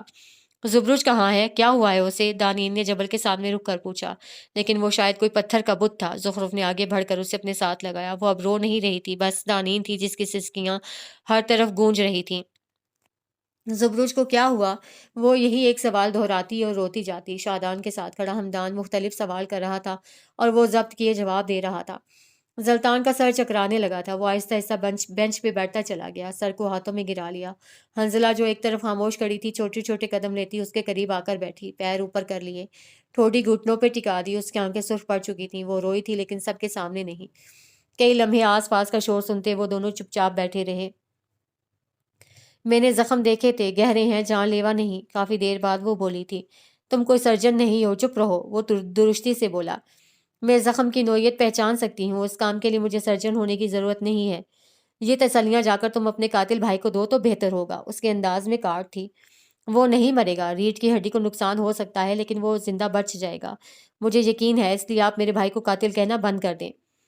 اسے کل فلائی کرنا تھا، اس کی زندگی کا سب سے بڑا خواب تھا، UN کا وہ اجلاس۔ وہ اتنے مدھم انداز میں کہہ رہا تھا کہ بمشکل خود سن سکے۔ اس کے چہرے پہ ایسا کرو تھا کہ شاید کبھی آیا ہو۔ اسے گولیاں لگتے وقت، وہاں سے یہاں آتے وقت اور یہاں سے آپریشن کامیاب ہونے تک، میں نے ایک بار کے لیے بھی یہ نہیں سوچا تھا کہ وہ مر جائے گا، کیونکہ وہ نہیں مر سکتا۔ اس نے زور زور سے سر نفی میں ہلایا۔ وہ تکلیف سے بول رہا تھا اور حنزلہ اسے سنتی رہی۔ دونوں کی تکلیف یکساں تھی، دونوں دور کہیں بالکل ایک جیسے تھے۔ اس کی زندگی کا سب سے بڑا خواب ٹوٹ جائے گا اور میں کچھ نہیں کر پاؤں گا۔ وہ مر جائے گا، اس کے خواب مر گئے تو وہ بھی مر جائے گا۔ وہ موو آن نہیں کرتا، میں جانتا ہوں اسے۔ اس نے چہرہ ہاتھوں میں گرا لیا، اس کی آنکھوں سے گرم گرم آنسو بہہ نکلے تھے۔ وہ ان 7 دنوں میں آج پہلی بار رویا تھا۔ ان خوابوں میں اس کا بھی حصہ تھا، انہیں ردی ہوتے دیکھنا نیری اذیت تھی۔ آنکھوں سے گرتے پانی نے ہر منظر دھندلا دیا تھا۔ میں نے اتنا عرصہ اپنے دوستوں سے رابطہ نہیں رکھا، میں نے بہت غلط کیا۔ مجھے کیا ہو گیا تھا؟ لالا زخرف کے بعد سب سے زیادہ بات آپ کی کیا کرتے تھے۔ حنزلہ نے اس کے چہرے سے نظر ہٹا لی۔ وہ اب سامنے دیکھتے ہوئے کہہ رہی تھی، وہ کہتے تھے زلطان ہمارا لیڈر ہے، جب ہم سب گر جاتے تھے تب وہ کھڑا ہوتا تھا، جب ہمارے درمیان مسائل ہوتے تھے وہ حل کرتا تھا۔ وہ ان باتوں کو سیاق و سباق جانتا تھا، مگر وہ تھک چکا تھا۔ اب وہ واقعی تھک چکا تھا۔ گردن اٹھانا اب اس کے بس کی بات نہیں تھی۔ وہ کہتے تھے ہم میں سب سے زیادہ کام والا بندہ سلطان ہے، جذبات اس پہ اثر انداز نہیں ہوتے۔ آپ اس وقت جذبات سے کام لے رہے ہیں، یہ وہ وقت ہے جب آپ کو کاغذات نامزدگی جمع کروانی ہے۔ شادان کو اس کے آفس میں ہونا ہے اور حسن سلطان کو چند گھنٹوں کے اندر کورٹ میں۔ یہ خود غرضی ہے۔ اس کے خواب ختم ہو گئے اور ہم اس طرح خوشی مناتے رہیں۔ اس نے نفی میں سر ہلایا، آواز بھاری اور گیلی تھی۔ انہوں نے اپنے دوستوں کو دھوکہ دیا، اس لیے بدلے میں انہیں اپنی ٹیم سے دھوکہ ملا۔ انہوں نے ایک آبسیشن کے پیچھے گھر خراب کیا۔ اب اسی آبسیشن نے ان سے ان کی زندگی کا سب سے بڑا خواب چھین لیا۔ ہر غلط کام کی سزا ہوتی ہے، وہ اپنی بھگت رہے ہیں، آپ اپنی بھگتیں گے۔ زلطان نے چہرہ اوپر اٹھایا، اس کی آنکھیں گیلی تھیں۔ ہم اسے معاف کر چکے ہیں، اس کی آبسیشن غلط تھی لیکن کام درست تھا۔ قدرت کے کچھ رولز اینڈ ریگولیشنز ہوتے ہیں، انسان معاف کر دیتے ہیں لیکن انہیں توڑنے والوں کو قدرت معاف نہیں کرتی۔ تم کتنی ظالم ہو، وہ تمہارا بھائی ہے۔ سلطان اس کی تھیوری سے لرز گیا تھا۔ حنزلہ نے کندھے اچکائے۔ لالا کہتے تھے ان کی زندگی کا دوسرا پریکٹیکل انسان میں ہوں۔ مجھے کیا کرنا چاہیے؟ کافی دیر بعد وہ بوجھل انداز میں پوچھ رہا تھا۔ اول تو زخرف کا رشتہ ختم کروائیں، دوئم کاغذات نامزدگی جمع کروائیں، ورنہ آپ کو بے روزگاری کی وجہ سے لڑکی نہیں ملے گی۔ سوئم حسن صاحب کو کوڈ بھیجیں اور چہارم تمہارے الفا ریڈر کو اس کے کام پہ بھیجوں، کیونکہ یہ اس کی زندگی کا بہت بڑا دن ہے۔ ظاہر ہے، اور اگر یہ چوتھا کام پہلے نمبر پہ آ جائے تو مجھے اور زیادہ اچھا لگے گا۔ اس کی موجودگی میں سخت سست سنانا الگ تھا اور اس کی غیر موجودگی میں اس کے لیے بات کرنا الگ۔ زلطان اپنی جگہ سے اٹھ کھڑا ہوا، ایک نظر ہمدان کو گود میں لیے بینچ پہ بیٹھے شادان پہ ڈالی، پھر حنزلہ کو دیکھا۔ شادان ون، وہ بے اختیار بولا تھا۔ حنزلہ خاموش رہی۔ اس نے اپنے قدم ان لوگوں کی طرف بڑھائے جنہیں وہ زندگی میں کامیاب دیکھنا چاہتا تھا۔ غم کو، جذباتیت کو زندگی پہ اثر انداز ہونے دینا چاہیے، حاوی نہیں۔ اسے ہر دفعہ کھڑے ہونا ہوتا تھا۔ کچھ لوگوں کے لیے یہ فرض ہوتا ہے۔ اس نے اپنی زندگی میں کچھ بے حد درست فیصلے لے لیے تھے، اس لیے وہ اس وقت ایجاب و قبول کے جو مرحلے طے کر رہا تھا وہ اسے خوشی اور طمانینت بخش رہے تھے۔ یہ اس کی زندگی کا سب سے درست فیصلہ تھا۔ زلطان صفدر ولد صفدر حسین، آپ کا نکاح زخرف وقار ولد وقار احمد کے ساتھ مبلغ 10 لاکھ روپے حق مہر سکہ رائج الوقت پڑھایا جاتا ہے۔ کیا آپ کو یہ نکاح قبول ہے؟ قبول ہے۔ قاضی نے الفاظ دہرائے۔ قبول ہے۔ زلطان صفدر جواب دیتا رہا۔ کیا آپ کو قبول ہے؟ قبول ہے۔ اسے تیسری دفعہ بھی سرشاری کے عالم میں قبول ہے کہا تھا۔ زخرف وقار کا ساتھ تصور سے حقیقت بن گیا تھا۔ قاضی اسی طرح کے کچھ کلمات اب دلہن کے سامنے دہرا رہا تھا۔ حسن اس کے کان کے پاس جھکا۔ اب بھی وقت ہے، اس مینٹل سے شادی مت کرو، میں ہوں نا تمہارے لیے، ایسا امیر لڑکا ڈھونڈ کر لاؤں گا کہ یاد رکھو گی۔ قبول ہے۔ وہ اس کی بات پہ غور کیے بغیر بولی تھی۔ گئی بھینس پانی میں۔ وہ ہاتھ جھاڑتے ہوئے اٹھ کھڑا ہوا۔ کیا فائدہ اس فنکشن کا جہاں اس کے اندر کے شیطان کی ایک بات بھی نہ سنی گئی ہو؟ ایجاب و قبول کے بعد دعائیں اور سلامتی بھیجی گئی۔ زلطان صفدر اب شادان سے گلے مل رہا تھا۔ اس نے دباؤ بڑھایا۔ بیٹا خیال رکھنا، ورنہ میں اسے بیوہ کرنے میں 1 منٹ نہیں لگاؤں گا۔ انسان کا بچہ بن کر رہنا بس۔ زلطان نے اس جونک کو کھینچ کر دور ہٹایا اور دوسری طرف سے گھوم کر آنے والے حسن سلطان سے گلے ملا۔ کوئی چکر وغیرہ چلایا تو دوبارہ چلنے جیسا نہیں چھوڑوں گا، شریف آدمی بن کر رہنا۔ کندھا تھپک کر وہ الگ ہوا۔ زلطان اگر اس وقت دلہا نہ ہوتا تو باقاعدہ زبان کے جوہر دکھاتا، مگر اس وقت خاموشی ہی اچھی تھی، اور اگر اس وقت زبرج ہوتا تو زخرف کی سیکیورٹی کے لیے ان سے زیادہ سخت بات کرتا، مگر وہ نہیں تھا، اب نہیں تھا۔ بس پھولوں کی لڑیوں کو ہاتھ سے ہٹا کر وہ زخرف کے سامنے آ کر کھڑا ہوا، جھک کر دونوں ہاتھ اس کے چہرے پہ رکھتے ہوئے پہلے اس کا ماتھا چوما، عقیدت سے، اعزاز اور سرشاری سے، پھر اس کے دونوں ہاتھ تھام کر اسے اپنے برابر کھڑا کیا۔ بڑی نرمی اور سرشاری سے وہ اب اسے گلے لگا رہا تھا۔ ٹھوڑی اس کے کندھے پہ رکھے، آنکھیں موندے، اس نے سکون کو مجسم محسوس کیا، اعزاز کو اپنے ساتھ کھڑے ہوئے پایا۔ زخرف نے اس کے دل کی غیر معمولی دھڑکن محسوس کی۔ بلا شبہ وہ دل اور یہ مرد آج جس کے نام ہوا، زندگی سے شکایات ختم اور شکریہ کا ایک خط جاری۔ نکاح مبارک ہو مسز زلطان صفدر۔ کیا کہا؟ میں نے سنا نہیں۔ زلطان اس سے الگ ہوا۔ وہ مسکراتے ہوئے اسے دیکھ رہی تھی۔ زلطان نے ایک بار پھر جھک کر اس کا ماتھا چوما۔ نکاح مبارک ہو مسز زلطان، اسے دہرایا اور ایک بار پھر اسے آہستگی سے خود سے لگایا۔ محبت آج سے امر ہوئی تھی۔ 8 ماہ قبل زندگی نے کسی کے لیے رکنا نہیں سیکھا۔ جب وقت کا کام گزرنا ہوتا ہے اور وہ گزرتا ہے، ایسے میں انسان کئی دفعہ جذبات کے زیر اثر رک جاتا ہے۔ جذبات کبھی رنج ہوتا ہے، کبھی غصہ، کبھی نفرت، کبھی ہتک۔ ہسپتال کی راہداریوں سے اسٹوڈیو تک کا سفر کٹھن تھا یا نہیں، شادان کو اندازہ نہیں ہو سکا تھا۔ وہ بے حس ہو گیا تھا۔ بدلاؤ آئے تھے اندر، لیکن اب شکایت تھی، ایسی شکایت جنہیں وہ کہہ نہیں سکتا تھا۔ گاڑی صفدر مینشن کے سامنے آ کر رکی تو اسے ہوش آیا تھا۔ اس نے اگبی سیٹ پہ بیٹھے زلطان، حسن اور زخرف کو دیکھا۔ وہ دروازہ کھول کر گاڑی سے باہر نکل رہے تھے۔ کپڑے تبدیل کرو، اس حالت میں تم کہیں جانے جیسے نہیں ہو۔ شادان نے ایک نظر اپنے کپڑوں کو دیکھا۔ سفید سویٹر کے اوپر بڑے بڑے سرخ دھبے تھے، اسے کلک ہونے لگا۔ وہ اپنے دوست کو چھوڑ کر کامیابیوں کی طرف جا رہا تھا۔ کیوں جا رہا تھا؟ آج تک اس زندگی نے اسے دیا ہی کیا تھا؟ ان لوگوں نے اس کے لیے کیا کیا تھا؟ میں نہیں کر پاؤں گا۔ اس نے سر ڈیش بورڈ پہ جھکا دیا۔ دل میں درد کی ایک لہر اٹھی، جسم کے درد ایک طرف۔ میرے پاس کوئی الفاظ نہیں، کوئی تیاری نہیں۔ میرا دوست مر رہا ہے، میں جینے نکل جاؤں؟ اگر وہ مر رہا ہے تو مرے گا اور تم اسے بچا نہیں سکو گے۔ جذباتیت کو ایک طرف رکھ کر سوچو، تمہارا دوست اپنی زندگی سے بہت کچھ کھو چکا ہے، تم بھی کھونا چاہو گے؟ سراج رحسان سے کہہ رہا تھا۔ ہم نے ان کی مدد کا وعدہ کیا تھا، انہوں نے پھر بھی میرے دوست کو مارا۔ وہ رو پڑا، گردن جھکائے، بے اختیار، بے بس سا۔ ہم برے ہی اچھے تھے، کیا ملا اچھا بن کر؟ ان لوگوں نے ہماری اچھائی کی قدر نہیں کی، انہوں نے میرے دوست کو مارا، ہم یہ ڈیزرو نہیں کرتے تھے۔ جب انسان اچھائی کی طرف آئے پھر بھی اس کے ساتھ برا کیوں ہوتا ہے؟ وہ باقاعدہ بچوں کی طرح رو رہا تھا۔ وہ اگلے کئی لمحے اسٹیئرنگ پہ گردن جھکائے بس روتا گیا۔ وہ زور گھر کے لوگوں کو کوس رہا تھا، وہ ناراض تھا اور دکھی بھی۔ وہ جبل خان بہرام کا قصور نکالے بیٹھا تھا، وہ خود کو الزام دے رہا تھا۔ اس کے الفاظ بے ربطگی کا شکار تھے۔ کافی دیر بعد سراج نے اس کے کندھے پہ ہاتھ رکھ کر اسے تسلی دینی چاہی۔ وہ کسی تسلی کے موڈ میں نہیں لگتا تھا، اس نے ہاتھ جھٹک دیا۔ بعض دفعہ بعض واقعات پہ ہمارا اختیار نہیں ہوتا شادان، یہ دنیا اب بھی تمہیں 1000 دفعہ یہ بتائے گی کہ تم مس فٹ ہو، یہاں تمہاری جگہ نہیں ہے۔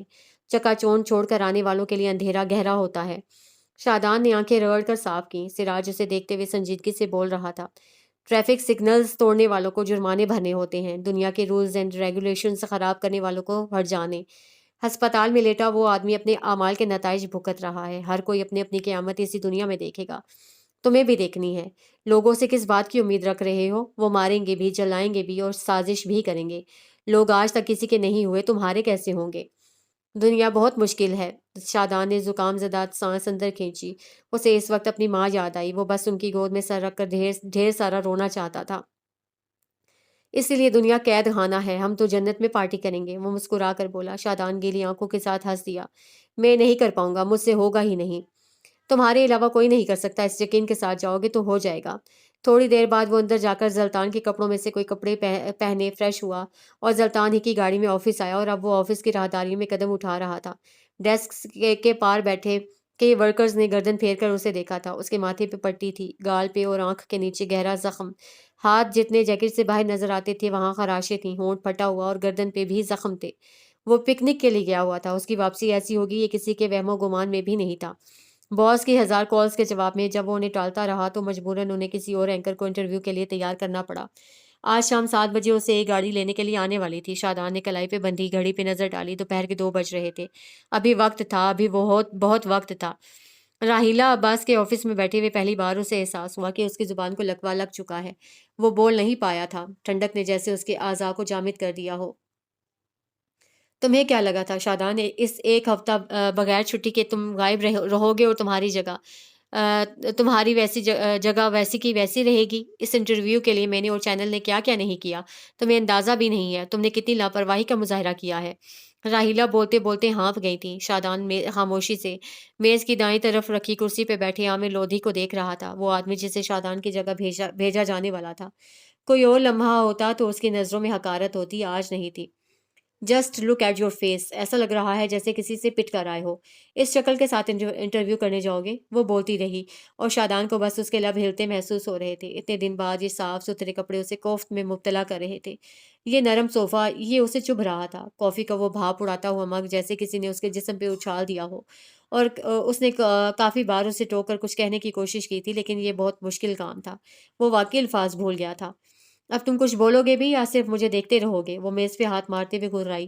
شادان نے تھوک نگلا، دل پہ ہاتھ رکھ کر دھڑکنوں کو نارمل کرنے کی کوشش کی۔ اس نے راہیلہ کی آنکھوں میں آنکھیں ڈالیں، وہ اسے کم سے کم کیا دے سکتی تھی؟ پیسہ؟ زیادہ سے زیادہ ایک شو؟ شادان نے سر جھٹکا۔ دنیا کچھ نہیں دے سکتی، دنیا کچھ نہیں لے نہیں سکتی۔ آپ کو میرے ایک ہفتہ غائب رہنے سے فرق نہیں پڑنا چاہیے، اور وہ بھی تب جب میں ساری فارمیلٹیز مکمل کر کے گیا تھا۔ یہ زخم یہ آپ کی TRP بڑھائیں گے۔ ایک اہم اور ضروری بات، یہ جس جگہ آپ اور میں اس وقت ہیں اسے میں نے کمایا ہے، لہٰذا آپ مجھے یہ مت بتائیں مجھے کیا کرنا ہے۔ ابھی 5 گھنٹے باقی ہیں اور میں ان 5 گھنٹوں میں بہت کچھ کر سکتا ہوں۔ سید شادان کو انڈر ایسٹیمیٹ مت کریں۔ راہیلہ کے اوپر جیسے اوس پڑ گئی ہو، وہ اس شخص کا مقابلہ نہیں کر سکتی تھی۔ ہاں وہ اس کی باس تھی، لیکن یہ آدمی اس کے باس کا فیورٹ تھا۔ اس نے گہری سانس لیتے ہوئے کاغذ اکٹھے کیے اور انہیں شادان کے سامنے لا کر رکھا۔ چہرے کی سختی غائب ہو چکی تھی۔ انہیں پڑھ لو، یہ سوال ہم نے 4 دنوں میں بنائے ہیں۔ اس کے علاوہ کوشش کرنا کہ ان کی بیک سٹوریز جاننے کی کوشش کرو اور انہیں کچھ اس انداز سے پیش کیا جائے تاکہ وہ لوگ اسٹیٹ کے ستائے ہوئے لوگ معلوم ہوں، لیکن وہ لوگ دہشت گرد ہیں، لاکھوں لوگوں کے قاتل۔ چینل انہیں معصوم کیوں دکھانا چاہتا ہے؟ TRP سید شادان شاہ، TRP، وہ اپنے لفظوں پہ زور دیتے ہوئے بولی۔ شادان نے ایک سرسری نگاہ ان کاغذات پہ ڈالی اور اٹھ کھڑا ہوا۔